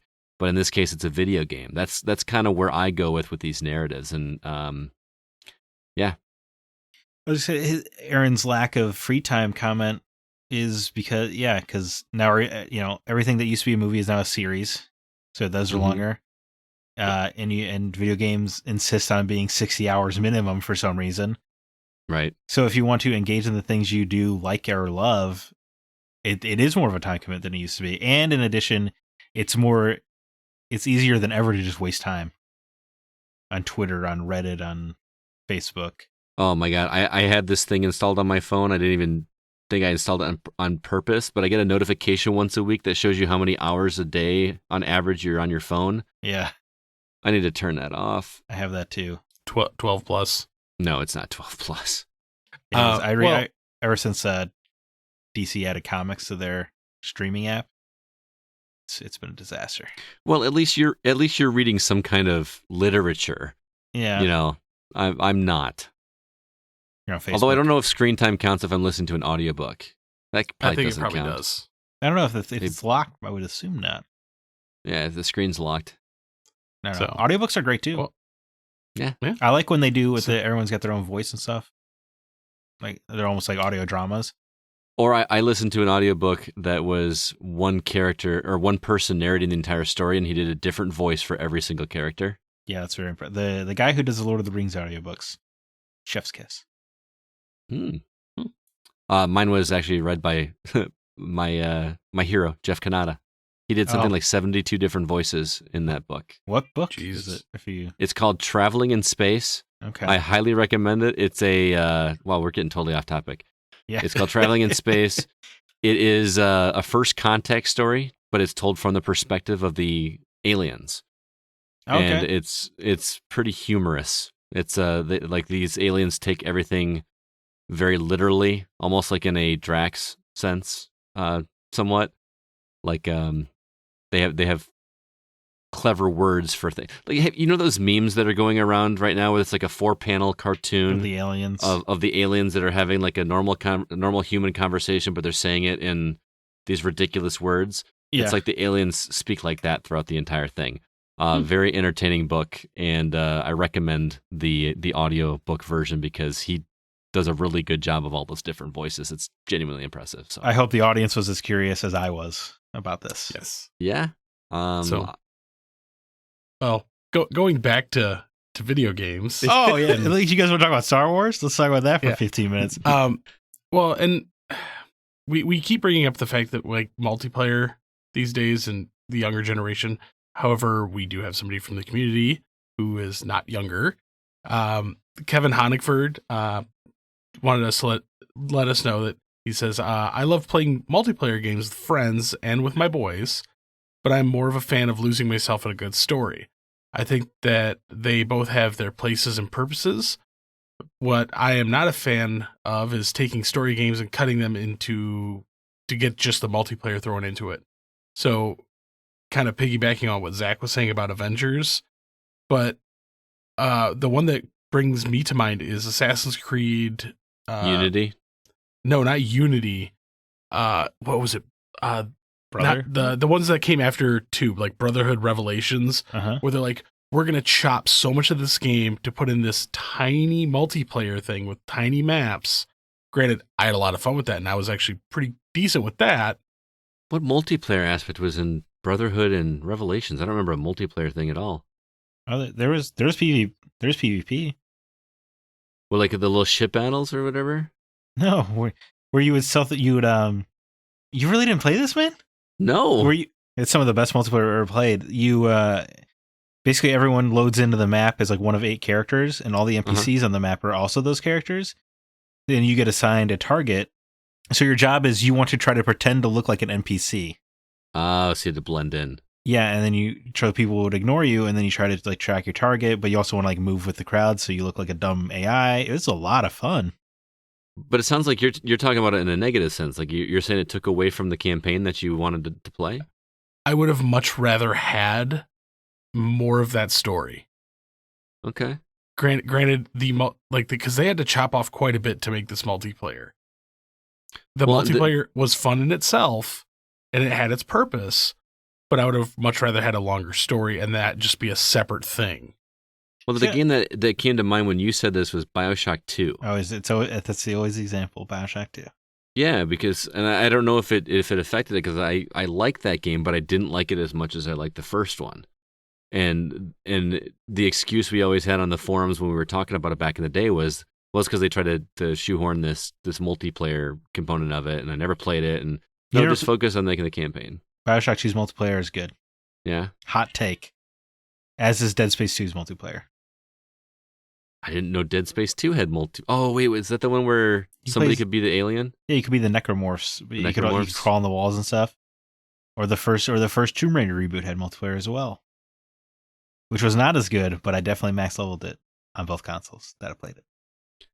But cool. BioShock 2, yeah, man, that's good multiplayer. I see those examples don't bother me as much because I don't really feel like people always said that it took away resources from the campaign. I just don't believe it. BioShock 2 had a different developer on the multiplayer, for instance. Okay. Entirely. So I don't think it affected the campaign at all. BioShock 2's problem was that it immediately went back to Rapture. These are diminishing returns. Well, what I don't like is when multiplayer is, well, like you take like an Anthem or a Destiny or a Ghost Recon Breakpoint, where it is, even though it has a story, it's pretty obvious that the game wants you to have friends with you. It almost is constantly like almost annoying you that you do not have somebody with you. I hate that.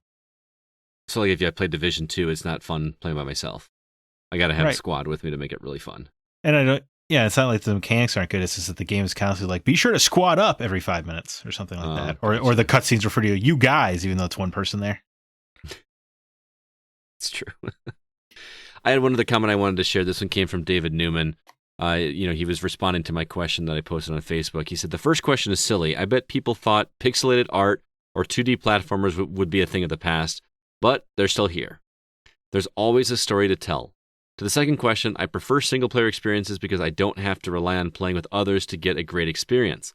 Multiplayer games have typically been a lot more enjoyable when I'm playing it with others I know, and it's not always a guarantee that those people will also enjoy the game. And I am guilty of this because I am the one that's never available to play these multiplayer games, mostly because I'm trying to play something single player that I either enjoy more or I'm trying to review to talk about here. So I'm I used to, the days are gone when I used to team up with a friend of mine every Friday night and play Diablo 3 for 8 hours before like finally crawling into bed and going to sleep after trying to stay awake playing this game because I love doing it. I love having that interaction. I don't have a dedicated time that I game anymore, so I don't have that schedule, and I get what he's saying there. But I also liked his point about game styles or something not going away. You know, we talked about like, the Mario games. Our Mario game's going to go away. Look at us now. We got Mario games like all over the place. And all of these retro, we call them retro style games that are prevalent all over the place. Granted, they've changed it up a bit, and some of them are more roguelike, so to speak, but they're there. They're still there. They're also, I guess there are just more games than ever. That too. And they're generally pretty good now. Oh, man, could you imagine like having the time that you had when you were a kid and with this many games out? See, but then I would miss out on replaying games and making these classics in my mind. That's true. That's true. Like I wonder if I would appreciate Mega Man X as much as I do now after playing through that game something like 50 times when I was a kid. Right. If you could just immediately have moved on with your, Netflix for game subscription, just boot up the next thing. Would it mean the same? Man, that actually brings up a really, I have to do some research into this, but where you're saying that like we're getting more games now than ever, because I remember growing up with the original Nintendo, it's like, oh cool, there's 3 new games coming out this week, and there was no digital only games, indie stuff. Sure. Now I swear every day when I hop into the Xbox store, it's like, oh look, there's 6 new games that were released today alone. Right, and it's a Thursday. Yeah. We just can't keep up. It's insane. Just really can't. Well, before we move on, I should probably give Gamer Dad his due, huh? Yeah. And he says, I don't think single-player games will go away or be a thing that is a part of the past. I think it could be less of them, yes, but they will never go away. Multiplayer is very good with friends, especially co-op storytelling, But even in some of those, like Call of Duty, Gears of War, and even Halo, I would want to play the campaign solo to really enjoy the story. You got to get the right co-op partner. That's key. It is. If you got somebody Zach is a great co-op partner. I will immediately quiet down. Yeah. Story. Any dialogue. Incidental. Even if you're playing with somebody, like you ever get on chat with somebody, you're not even playing the same game. You're just like chatting. Yeah. As soon as somebody says story, I mean, just shut up for a second so I can listen to dialogue, and then move on. Do we say, still have? I'm good. Do we still have those manners? You and I do. Yeah. You never play, man. That's true. Me? Yeah. I mean, I was not you, Scott. I vaguely remembered like, hey, let's play through Borderlands 3. No. I have been holding off on Borderlands 3 because of that joker right there. I'm expecting my copy in the mail any day now. It's sitting right over here. I got to get that out to you so we can finally sit down and the three of us play Borderlands 3. And then we'll get locked into that thing and we'll play that for the next. Like, would it be awesome? That is. But how awesome would it be though if we played it and we just all loved it so much that we're like, hey, you guys we gonna play tomorrow too? Like, how great would that be? That would be cool. I would be down, but I will drop it in the mail for you tomorrow. How about that? I finally commit to playing a Borderlands game because I've never played 1, never played 2. And I'm like, cool, I want to play this game with some friends. And no. Well, soon you'll have a movie to watch instead. That's true. We still do have it, CB, so we can still make that happen. Yeah, the game didn't go away. Yeah. So, all right. Well, that was a good topic. I think the overall consensus there is that we don't really think that these narrative-based games will go away, but they probably will lessen and become less of the forefront or the priority. Yeah? All right, good. So before we move on, got to say hello to some new Facebook members who joined up over at facebook.com/groups/thegocast. We got to say hello to Graham Walker, Naomi Malone, and Danielle Shepis. Sorry, Daniel Shepis. I should get his name right. I bought a copy of Flintstones from him, and he joined the group, so I should probably say his name correctly. Daniel, if you're listening, there's a copy of DuckTales 2 if you need it. Yeah, I'm sure he's fine with DuckTales 2. But also, we've got a Discord community. You can find the link for that in the show notes. And we have a new person that joined this past week by the name of Cecile Ann. Welcome, Cecile. Hope you're enjoying it over there. No new iTunes reviews. Again, quick reminder, give us a review out there. It helps us get the word out. And also check out our website, thegamingoutsider.com, where you can find all of our episodes, as well as all of our written reviews. And we got 3 new ones this week. Zach's Top 10 Games of 2019 is finally published. And we've also got a review for a game called Potata from Chad, and a game called The Coma 2 Vicious Sisters, which is a game that I reviewed. And then CB has a game called Sisters Royale, 5 Sisters Under Fire. You can find that review on the website as well. So be sure to check that out, as well as all of our other reviews. With that, let's go ahead and jump into the games we've actually been playing.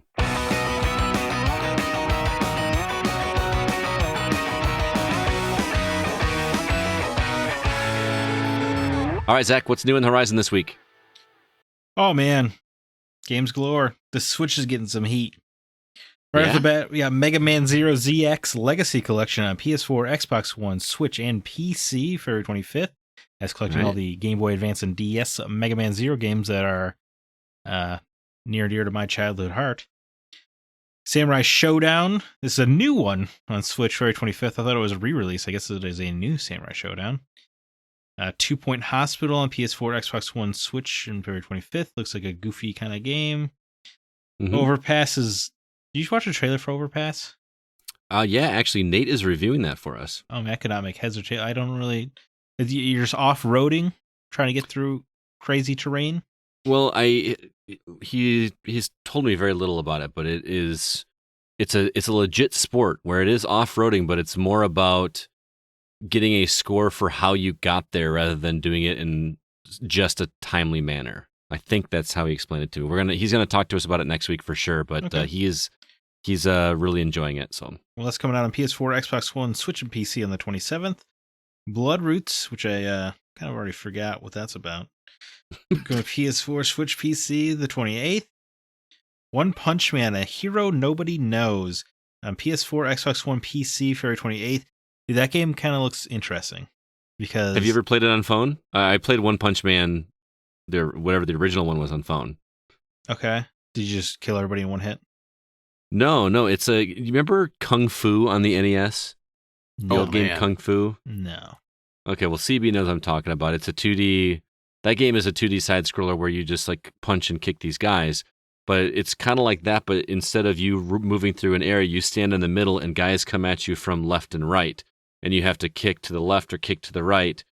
But it's almost like a rhythm game because you have to do, like if there's 3 guys coming from the right, you have to do 3 to the right.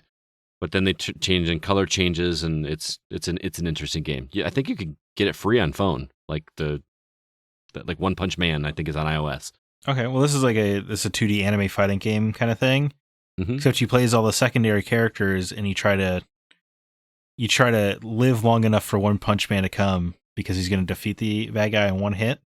Oh, okay. So your job is to live long enough for One Punch Man to show up. I see. I didn't realize it was a whole different game. I thought it was like they've just brought this phone game to console. Yeah, no, it's like a hugely popular anime. It's pretty good. Yeah, Oh. but doesn't he beat everybody in one punch? Isn't that his thing? You know what? Maybe He I'm is thinking of the One Punch Man. maybe I'm thinking of the completely wrong game then. Maybe Well, I'm just completely maybe not. referencing the wrong one. And then somehow we've gotten to Romance of the Three Kingdoms 14 on PS4 Holy and cow. PC, February 28th. Still never played any of those games. No, I can still remember when, like 2 was coming out. Yeah. I was about to say I just recently picked up like 4, and I was Yeah. like, wow, I didn't even realize the series was still going. Dude, they don't slow down on this. What do you guys think? So- Anything from this list interest you? Going to try out this week? I actually pre-ordered 2 Point Hospital. Did Really? you? The game looked ridiculous. I like it. Tycoon. I can't speak. Tycoon type game, right? I'm not quite sure what to make of it. Okay. Like, so I just, it looked comical, and I want to check it out. It almost looks like it's like evil. Where's that? There's that game you played with villains, Evil Genius or something like that. We played that at E3, didn't we? No, this is like many years ago. I can't remember the name of it then. Oh well. There's one. I'm all about Mega Man Zero, ZX. I've never played those games, and the fact that I can play them on a console now, I would like to go check those out because I love me some Mega Man. I'm busy right now reviewing something. Otherwise, I would pick them up tomorrow. And I Mhm. can't wait to remember that this collection came out 2 months from now and be like, oh yeah, I was going to pick that up, and then never do it. Yeah. Even though I love Mega Man Zero. It's my preferred Mega Man franchise for sure. Interesting. That really intrigues me. I'm going to check that out. Well, they're very narrative focused, Scott. Oh, that's why you like them so much. Yes, So it's very. less about the Twitch mechanics. Are they as difficult as the old school Mega Man games? Some people say that they're harder than the old Mega Man games. There was Wow. yeah, they've toned down the difficulty for this re-release and put it in an easier mode as well. Gotcha. So Okay. we're- Well, I think I'll play it on a regular. I can handle a platform. I think you can. Yeah, I think you should. I think you would also like them quite a bit. Yeah. Cool. You may have sold me on it. Well, let's So- talk about the games we've been playing. Zach, we're going to start with you with a game called Crystalborne Heroes of Fate, which you're playing on iOS. Do you have any idea if this is on Android as well, or is this exclusive to iOS? No, man, that apparently that's that's one step of research too far for me, I guess. Okay. I believe it is Android because I think the trailer I actually linked in here, I think it has the Google logo in the corner, but I could be wrong. It is on Android. It is on Android. Okay. So I really was having a hard time making heads or tails what this game was from the trailer because all I could see was what looked to be JRPG turn-based combat. Yeah, I mean that's not off the mark. I mean, have you ever played Star Wars Galaxy of Heroes or Marvel Strike Force, DC Legends, anything like that? No, Legend of Soulguard. That's pretty much it. That's the only phone game you play. CB, do you know what I'm talking about? You ever play Galaxy of Heroes? I only play Pokemon Go. Okay, you guys are a lot of help. So there's a big mobile genre of it's like they're turn-based RPG games, and you collect new characters by getting shards of them. Say you beat a level, you get 2 shards towards a character, but you need 100 to unlock them for them to join your party. Well, yeah, I mean, that's what I'm doing in mine. But Right, there you go. Yeah. And I really like these kinds of games. I played the Marvel version, the DC one, the Teenage Mutant Ninja Turtles kind of game like this. But this one caught my eye because it just came out the other day, and it's all original characters. I was like, Oh, that okay. could be interesting. And there are a lot of pretty ladies in the game. That catches my eye as well. Go figure. Yeah, they're great. Hey, pretty anime girls, hard to pass up. Okay. Does it do anything different mechanically, or is it just the same style of game, just with fresh characters? It's funny because I've played so many of these games, and they're all the exact same. Okay. They are. I mean, I guess the App Store is just sort of riddled with carbon copies. But this game really caught my eye because it is really pretty when you boot it up. Like, it's just a gorgeous looking game. Mm-hmm. And I was like, oh, an original setting for this kind of game. This could be really cool. And you boot it up and it's really fun, and it is really cool at first. But boy, this game is overdeveloped. Like it looks too good? No, there are systems there are 6 different kinds of currency. And you have it's insane. So you have collecting characters, you have upgrading characters, you have different equipment you can equip in the characters.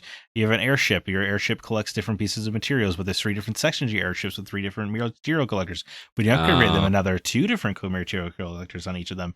Oh, but don't forget about your treasure chest, where you can also unlock shards and other items, and this and that. And there's premium currency and bounty currency and campaign currency and event currency, and it's, oh my god, man. So it takes you a solid hour to do your dailies, is what you're saying? The dailies on this game, Scott, you respect this. You've done your dailies in Solgar for 2 years. I've done my dailies on DC Legends for 2 years. I love dailies. What a great excuse to play the same game over and over again. Mm-hmm. So this game, you have to beat a level, right? And if all your characters win, you get 3 stars. Usually in this kind of game, there is a currency where you can just kind of auto complete it. Yeah. Where it won't even go into it. It'll just you auto win. Yeah, and you get your loot or whatever. Right. Your drops. You cannot do that in this game. Wow. You have to boot up the menu, and it does have auto battle when you get into the map, but you cannot just be like, auto win this for me 10 times and use up all your currency, all your energy for the day or whatever. Like, you can't actually do the work and watch the battle play out 10 times. Well, it's just frustrating. You can queue it up and be like, I want to do 10 auto battles, right? And you're like, oh, sweet, I can just a quick way to get my loot. But the game loads it up, and you have to watch your characters auto battle through the battle 10 times in a row. Yeah, that's what mine does. That's infuriating. They're going to make you work for it, man. So you can't. It's funny because so it's not just like a currency in Solgard that just wins you the match and you just get the loot right away. You have to actually watch the characters play everything out. Yes, there is one instance, because there's several different modes you play in Solgard, and one of them is a treasure, where you have to collect treasure, and if you reach a certain high enough level, you can get 2 auto wins, but then you still have to. You can then watch it. You can actually do a match again to earn extra currency, but you have to unlock that. And then I think there is a currency. I can't remember what it's called. They're called raids, I believe. And if you do a raid, then it's an auto win, but it's only like one small piece of the dailies. Like that part of the dailies takes me probably about 20-25 seconds to do all of that. And then the rest of it takes me a good 20 or 25 minutes. Interesting. So, yeah, but I gotta sit there and watch the whole battle. But it's never like I still lose on occasion. You know what I mean? It's not like I'm winning every single thing. It's always a question mark if I'm gonna win. So, are you gonna stick with this one, or no? Is that it has been deleted, but it was also every time you change the menu, it tries to make you buy something.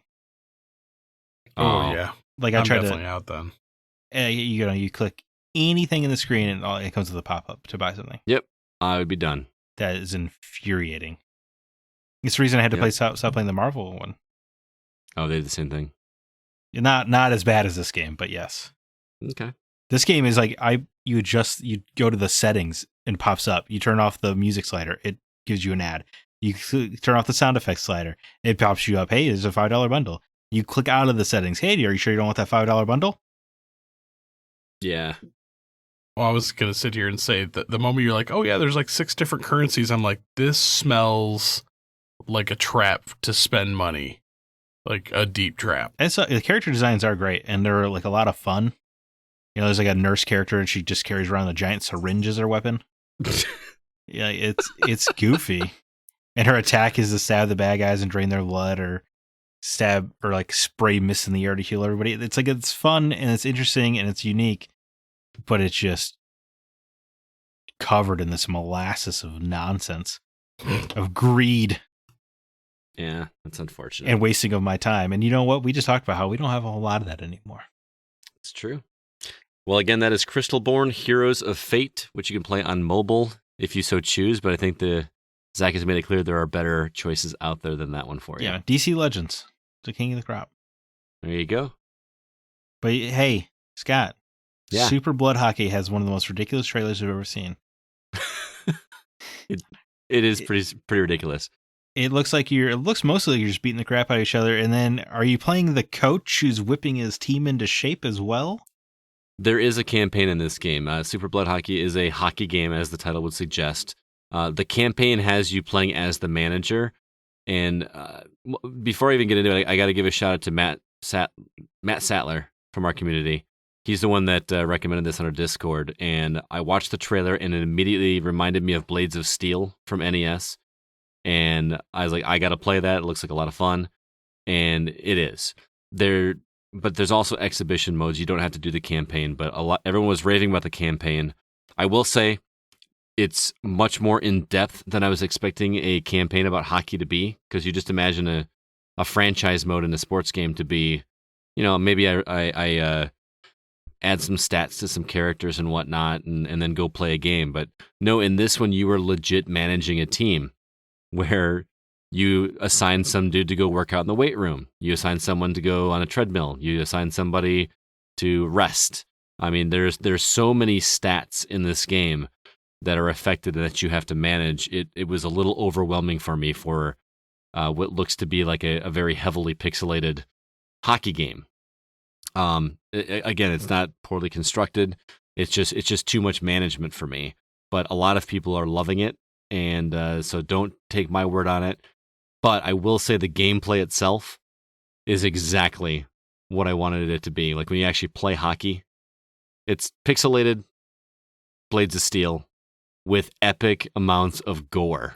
Just pixelated gore everywhere. Like when you body check somebody, blood spurts all over the place, and it doesn't look like blood at all. It just looks like these little tiny squares going everywhere, but it's hilarious. It's $5 right now on Switch. Oh, wow. If you like Blades of Steel, this is a no-brainer. The game is so much fun. It's tough.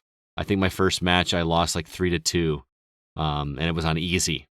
So, but my only complaint is that there's no online functionality. I would love to play this online with Matt or with any of the other sports guys from our Discord.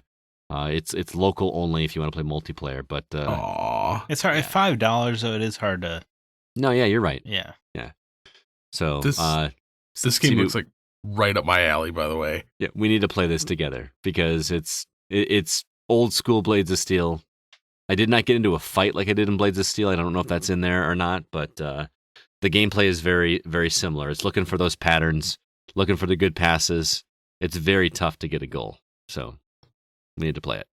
That is Super Blood Hockey, which I'm playing on the Switch. Also, got a couple more reviews for you very quickly. First off, Nate stopped by to talk to us about a game called 3000th Duel, which he seemed to like a lot. And then also Rel stopped by to talk about a game called Broken Lines, which wound up being way more interesting than I expected to. So here you go. Without further ado, we'll let you listen to those reviews right now. I'm here with Nate Lucas. What's up, Nate? Hey, what's up, man? Not much, man. I'm here to talk to you about a game called 3000th Duel, which comes from the developer Neo Popcorn Corp. And they're actually the ones that provided us with a copy of the game. And I'm excited to talk to you about it because this game looks awesome. You seem to be the resident guy in our group that plays these, I'm not going to say Metroidvania type games, but the side-scrolling slasher games. Well, you'd be right. I mean, Metroidvania does kind of fit that bill. It's funny that I have a tendency to play these games, and I've never, ever played Metroid. That's really funny to me. You got to remedy that as soon as possible. So I do, absolutely. So talk to me about 3000th Duel. What's it about? So you essentially play this character that wakes up in this world that you don't know exactly what happened. The whole premise of the game is you have to find out what exactly has happened.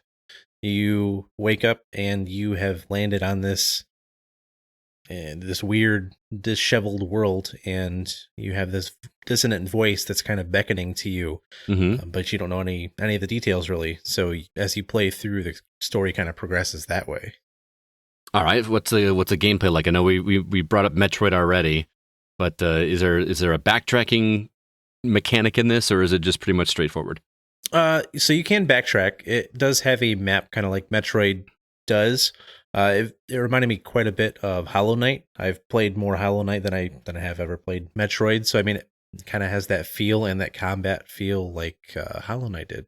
Is it as tough as Hollow Knight? Because that game gets real rough on occasion.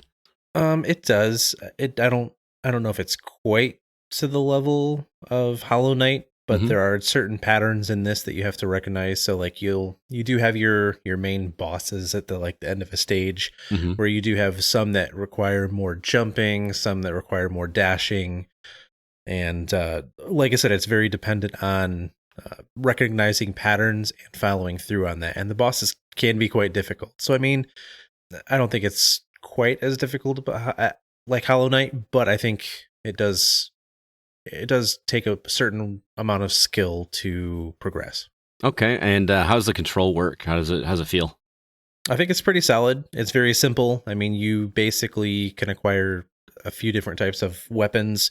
You can have like a sword, you can have an axe or a lance style weapon, and you have obviously a charged move. You have like a basic slash, and there's a progression type system where you can get upgrades for moves. So say you start out and you have a jumping move where you can attack once. Well, if you spend this currency called karma, which you gain by killing an enemy, you can redeem that towards this tree of abilities to allow you to attack twice in the air and stuff like that.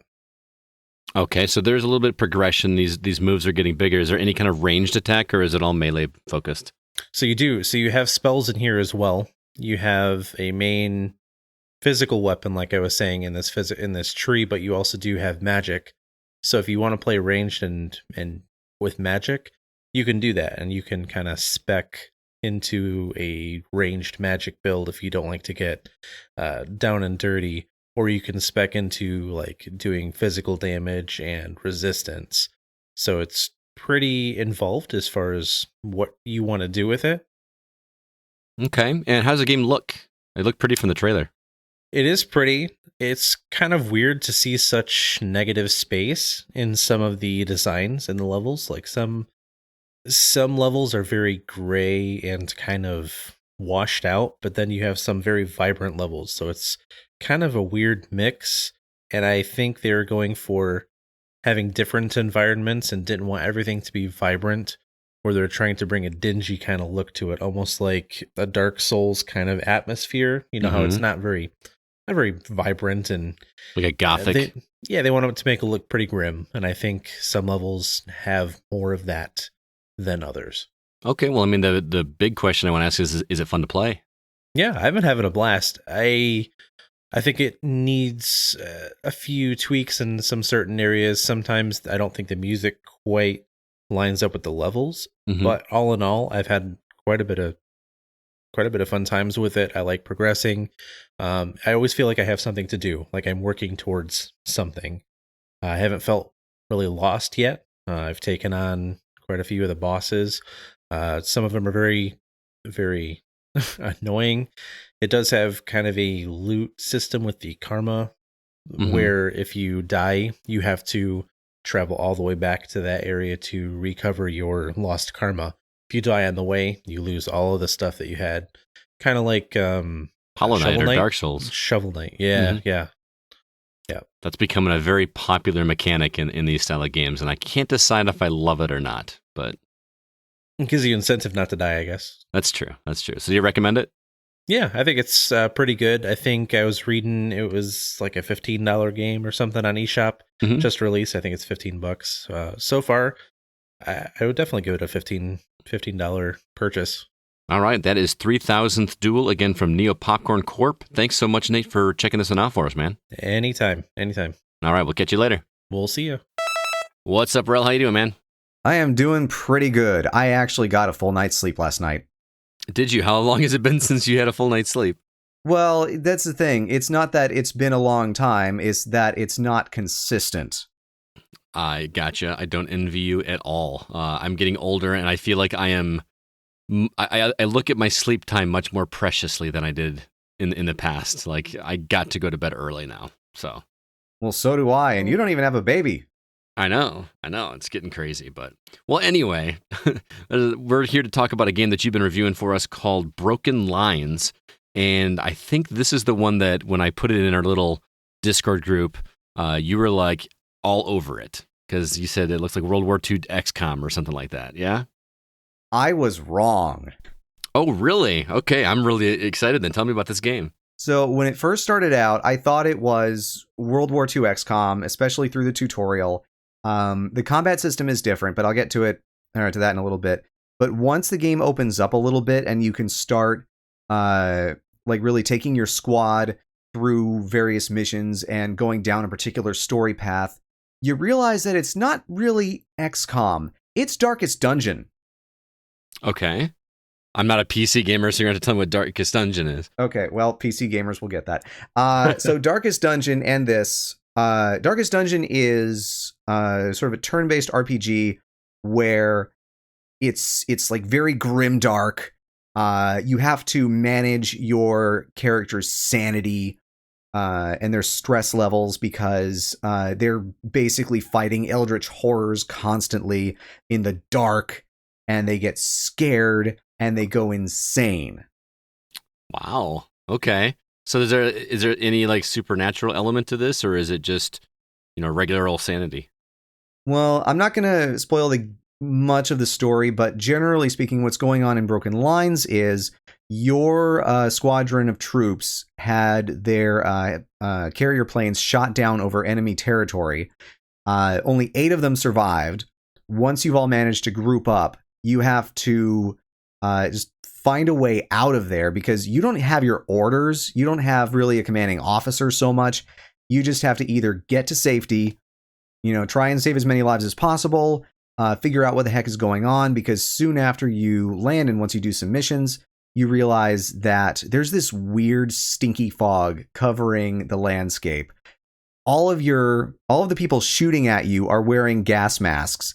So something's going on. Mm-hmm. And like I'm not going to spoil what is going on, but you have to sort of decide over the course of the game, do you want to try and help people? Do you want to be selfish and just take care of yourselves? Do you want to figure out what's going on and maybe stop the enemy? Because there is like sort of a vague order to go to a dam, bring some explosives, and maybe blow it up, but you don't know. And all throughout this, your soldiers are gradually losing composure. They're stressed out. They're scared. And this has an effect on gameplay because in combat, if they lose their composure, they get panicked. Similar to XCOM, you can no longer control them. And they, let me put it this way. At the start, everyone looked fairly normal. Once some of my troops got really low in composure, it was kind of a Knights of the Old Republic dark side type of thing where they look Joker-esque. Oh, wow. And this is all in like World War II setting. Yes. I mean, it's set in 1944 and they reference some battle or war that I'm not familiar with. I'm not sure whether that was supposed to be fictional or not. But yeah, it's pretty much World War II. Okay. This sounds really interesting. I know you're not going to spoil it, but was the conclusion of the story satisfying?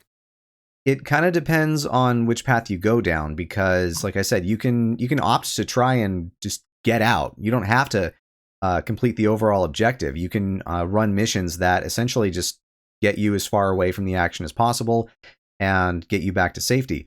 Now, that doesn't necessarily get you the best ending, but there's multiple paths it can take. And I like that because it's non-linear. It's not like XCOM where even if you decide to, focus on particular missions or skip a mission or two, you're still going down a pretty linear story path and you're gonna find, the ending eventually. Gotcha. So this has several branching paths. Did you play through multiple times to see different endings? I tried to go through a couple of them. I made it through the end of one. I didn't quite get to the end of another, but it does change up at least the narrative of it. Because one mission in particular, you can choose to either blow up a radio or like you have to assault a radio tower basically to try and send a message to HQ. You can choose to either blow up the radio tower with the explosives that you salvaged from your downed plane, or you can decide to leave it because those are your only explosives and you may not have any more to blow up the dam. And so if you do choose to blow it up, you have to either get some or scavenge some explosives from an enemy encampment, or let's say you don't want to be at the dam without explosives because bad things happen. This sounds a lot more involved than I was expecting from the trailer we got for this game, so I'm intrigued for sure. Yeah. Now I do want to talk a bit about the combat system because it is not XCOM. Okay. I want to be clear about that. The way it works is, I guess the most succinct way I can describe it is that combat happens 8 seconds at a time. Interesting. Okay, I'm listening. It's kind of like a turn-based RPG. Like the ATB meter going on in like Final Fantasy? Sort of a mix. It's, I guess, kind of a mix between that and like Dragon Quest, for instance. You know how in Dragon Quest or any other similar RPG, you input your character's commands, like, attack, magic, items, whatever. And then they carry that out and the enemy attacks as well. And then once the round is over, you input new commands, etc. and so on. In Broken Lines, it's pretty much the same thing, except you input commands, either move to a place, use an ability, use an item, and then, you hit the space bar in order to start the round, and 8 seconds pass, actions happen, the enemy moves and attacks and uses items at the same time. And interesting. Yeah, like unlike that, it's not, so much turn-based as everything happens at once in those 8 seconds. And then once the 8 seconds are over, time freezes again and you can input new commands. So you're not really reacting to what they did on the previous turn, although that there is some of that probably built into there. You kind of base it what they do, but you could go right and they could go left and the enemies could never even meet one another kind of thing? Right. Essentially, you kind of have to set up your troops the best way you can, but the enemy might decide to move over to the side and flank you, and you can't do anything about that. Once you start the round, so to speak, you're committed until those 8 seconds are over. That's wow. I've never heard of a battle system that works that way before. If it exists, I don't know about it. I think one of the comparisons I made was to Valkyria Chronicles, although that one is a 3D shooter type, but it also has that same kind of system where you can move a character within a limited time frame, and all the while the battle is raging around you. That sounds like a really interesting way to do that mechanic. I mean, yeah, so that the clock isn't always ticking. You still have time to kind of position your troops and tell them where to go and whatnot. There's not a ticking clock on you, so you have as much time as you need. Right. Whenever the time freezes, you can input however many commands you want. You can set up your troops however you want. It's just that once you hit the space bar, you're committed. You have to watch what happens. Wow. How does the game look? It's all right. I mean, I like the comic book style interactions between the characters. I think those are definitely the best part. The artwork there is really good. The actual combat maps are, they're not on XCOM's level, so to speak. But overall, I thought it was fine. All right. And do you recommend this one for our listeners to play? I would recommend it if you're looking for more of a grim take on the tactical RPG genre. Because, campaign is about, I don't know, it's about 6 hours long or so. Because I did go back and replayed a few missions to go to a different path. So call it 6 or 7. But I do want to warn you, if you're looking for something along the lines of XCOM, this is not really that. It's a very different gameplay style. There's differences in how combat works as well as what you want to go for. Because in XCOM, you want to try and get flanking shots, for instance. You want to try and get elevation. In this game, it's more about taking advantage of the character's traits as well as whether or not they're on good terms with their squad mates. because you have little interactions between them each night after each mission. And I mean, this is where Darkest Dungeon comes in. Most of the options that I got from those dialogues were just like, what is the least bad that you want to have happen? Very cool. When can we expect the video review to drop? I am going to try and have it up either tomorrow or Wednesday, and it should go up pretty early in the morning, first thing. And you can find that at https www.youtube.com/relplays. That's RELLE plays. And while you're at it, please do check out my Kingdom Hearts Abridged series. I am into the Remind section of the game, and it is going bonkers. That's awesome, man. You're much further than I am in that game. We'll have a link to that video as well in the show notes, as well as on our website, thegamingoutsider.com. You can find that there, as well as a link to the trailer if you want to see the game is in the show notes as well. Rel, thanks so much for stopping by and talking about this game. It sounds fascinating. Well, thank you for having me. All right, man. You have a good one. You too. All right, Skyrim update. Yes, I'm still playing Skyrim. I think I played for about 10 hours on Saturday. We need no exaggeration. We need to get intro music for the Skyrim update. Oh, man, I do. Skyrim update. I stopped electrocuting my horse, so I'm done doing that. I maxed out my destruction magic. That is maxed out. I moved on to shooting arrows into my horse to upgrade my archery. Kind of a dick, don't you think? Well, yeah, it works, though. He never goes down in health. It's just great. I gave up on that because that got really boring and arrows are expensive, so I just started playing, and I hit this quest line that was way longer than I expected it to be, and I got into an area that felt very un-Skyrim. I don't know if you remember from the game, but you go into like this dwarven, I think they're called Dwemmers, whatever, but everything is all of a sudden like, it's got like the steampunk vibe, and there's these mechanical creatures and mechanical spiders. I know the exact area you're talking about. I was like, wow, this does not feel medieval at all.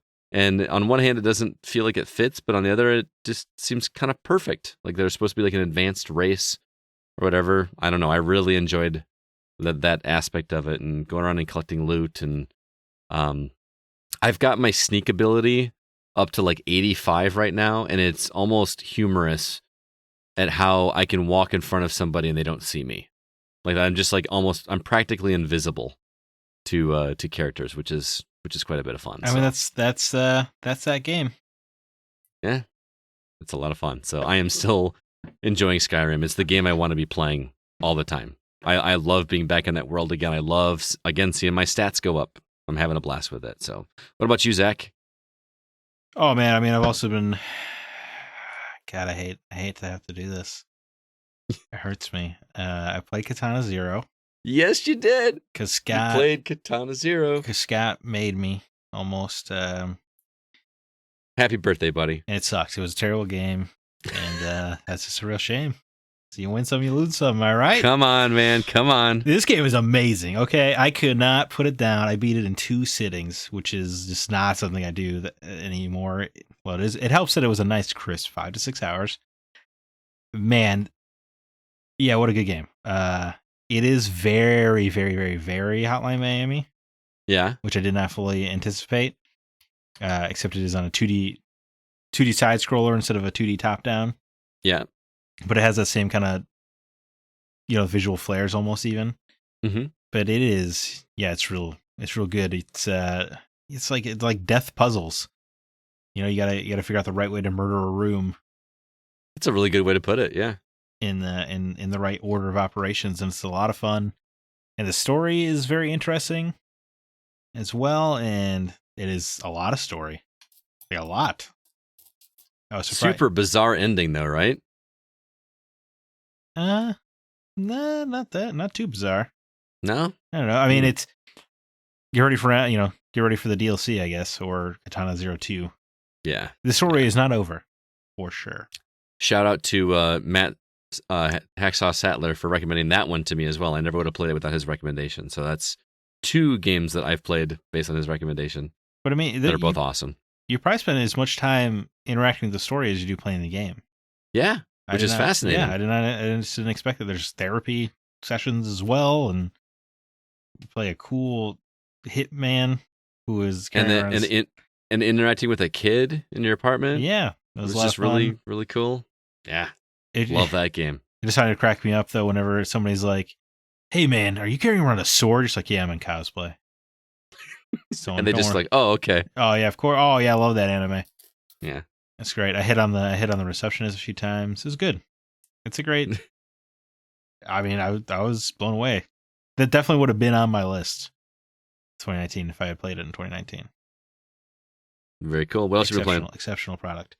I have played more Darksiders Genesis. Mm-hmm. It continues to be relatively bland, which is...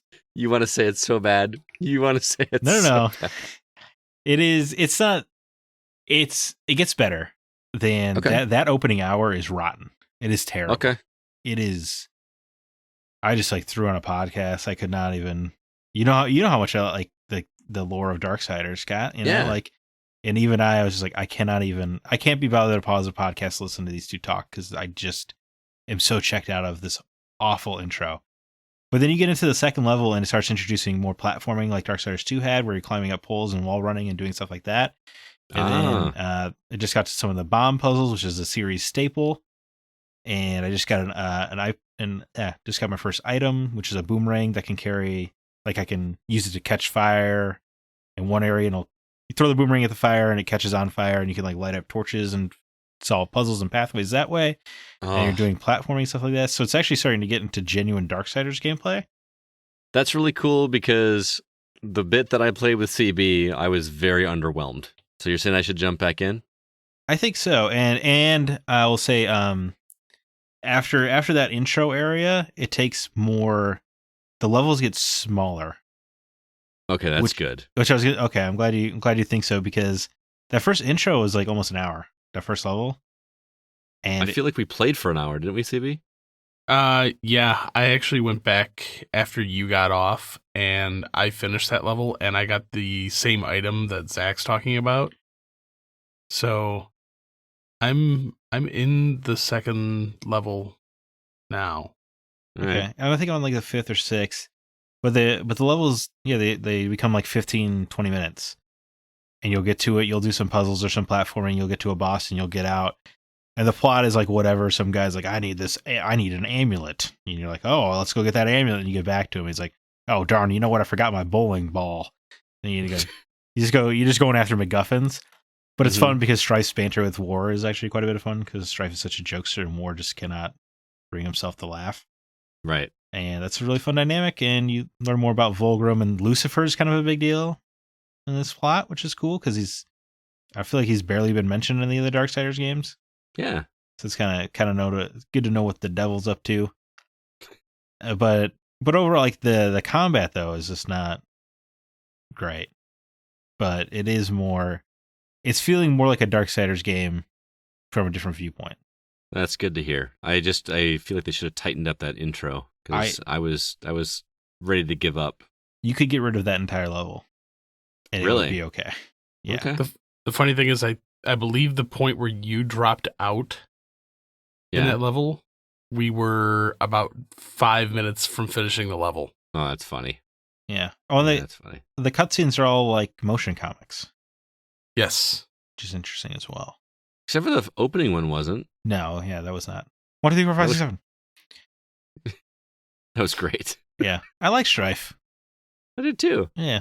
I would really love. I like War's character more, so I do prefer War, and that might just be to sentimental attachment. But I really want to see Strife and Fury try to get along, because I feel like she would not take his. I mean, basically, I just want Darksiders 4, and then just call it Darksiders 4 Horsemen. Is that why they did this? That's why they did Genesis, so they could say Darksiders 4 Horsemen? I think they're saving the 4, yes. I did not even think of that. That's actually makes so much sense. I feel like that would be a clever title. I do too. Yeah. Anything else? Oh, yeah. Hey, speaking of games that are much too old to be playing, I did finish up Tomb Raider, my replay, the Definitive Edition. Still good? Yeah, it turns out it's still tremendous. Yeah, who knew? Absolutely. Still one of the very best video games ever made. Mm-hmm. Lara Croft's arc in that game is brilliant. I agree. She starts scared scholar basically to unhinged sociopath. Yeah. I love that. And you get a lot of that in Shadow of the Tomb Raider, where she just does not care that she follows the apocalypse. I But agree. I don't know, man. You murder a lot of people in this game. It is a lot more brutal than I remembered. Have you not But played it? the deaths were brutal, like The- when you died. You're right. The deaths are as well, but it's just kind of a. It's not a very kind game. Mm-hmm. Not a lot of hope there till the very, very end. It was kind of awesome. And that was more linear. They didn't have any open world aspect to it, right? They did have hub areas. It is very much the Arkham Asylum to Rise of the Tomb Raider's Arkham City Gotcha. in terms of scope and size. Okay. Very cool. CB, what about you? Anything you've been catching up on? Still trying to get through 7th Sector. Man, that the puzzles in this game are fun, but they are really, really they make it so you feel dumb. Yeah? That sounds mean. Yeah, that doesn't There's sound like the kind some- of puzzle game I like. I like the ones that make me feel like I'm smart. Well, I told you there was an area that I had been stuck in. It took me like a good couple hours to figure out how to get out of this area. Uh-huh. And the solution was right near where you entered the room, but the way that you have to figure it out is just dumb. So Okay. it's just frustrating, but I mean, it's You it's a refuse cool to look it up too, don't you? Yes, I don't like doing that. Yeah. So I mean, if I can't get through a game without having to use a strategy guide, I just don't like that experience.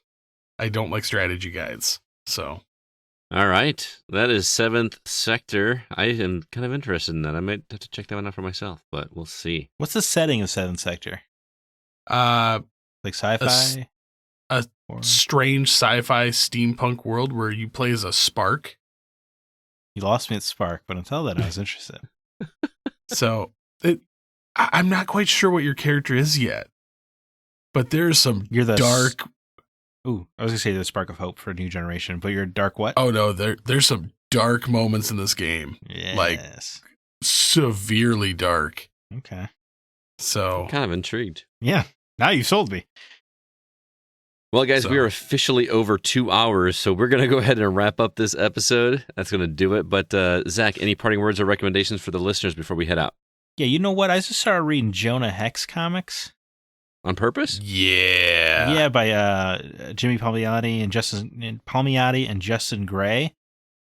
And speaking of dark, man, this comic is cruel. I feel like that comic book series is probably ruined for me because of how poorly the movie was received. Yeah, well, what's fascinating about this has there's been one issue so far of this run. I've read 20 now. Only one of them was like weird Western. The rest have just been played straight Western. Hmm. They don't even talk about the Batman of the future or any nonsense like that. But dude, this guy just murders people, and it's friggin' awesome. And each issue is a one and done story. Oh, that's kind of cool. So I can just pick up one anywhere. Yeah, and it's very Western. Like the stories are usually Jonah rolls into town, discovers some trouble. Yeah, Well, I mean, that's similar to like a lot of the Hellblazer comics. yeah. I've never read Hellblazer. Oh man, I've read You- plenty you of need to- Constantine, like once he joined the DC universe, but I've never read his. oh man, pre- the Hellblazer comics are so good. I'm getting through Sandman right now, and then we'll get to Hellblazer after. All right, Sandman's pretty good. So- Read some comics, Scott. That's what we're saying. I know. You read comics. man, I'm just excited because garage sale season's almost here. That must be the So- time of your life. Oh, it is. It is like this is like my like favorite time of year. So for those of you that are listening, if you're out garage sailing and you find some crazy games, contact me on Facebook because like this is my candy time. So Candy I'm kind of out of money after this weekend, so it's, hey man, you got one. You got one. Now got you just got one. to tackle an even bigger one. 85 left. That's all I need. Yeah, sorry you had to buy Katana Zero is probably what broke your bank. I know. I'm sorry. Yeah, exactly. No. All right, well, everybody, thank you so much for listening. Please be sure to email us if you have any questions or concerns.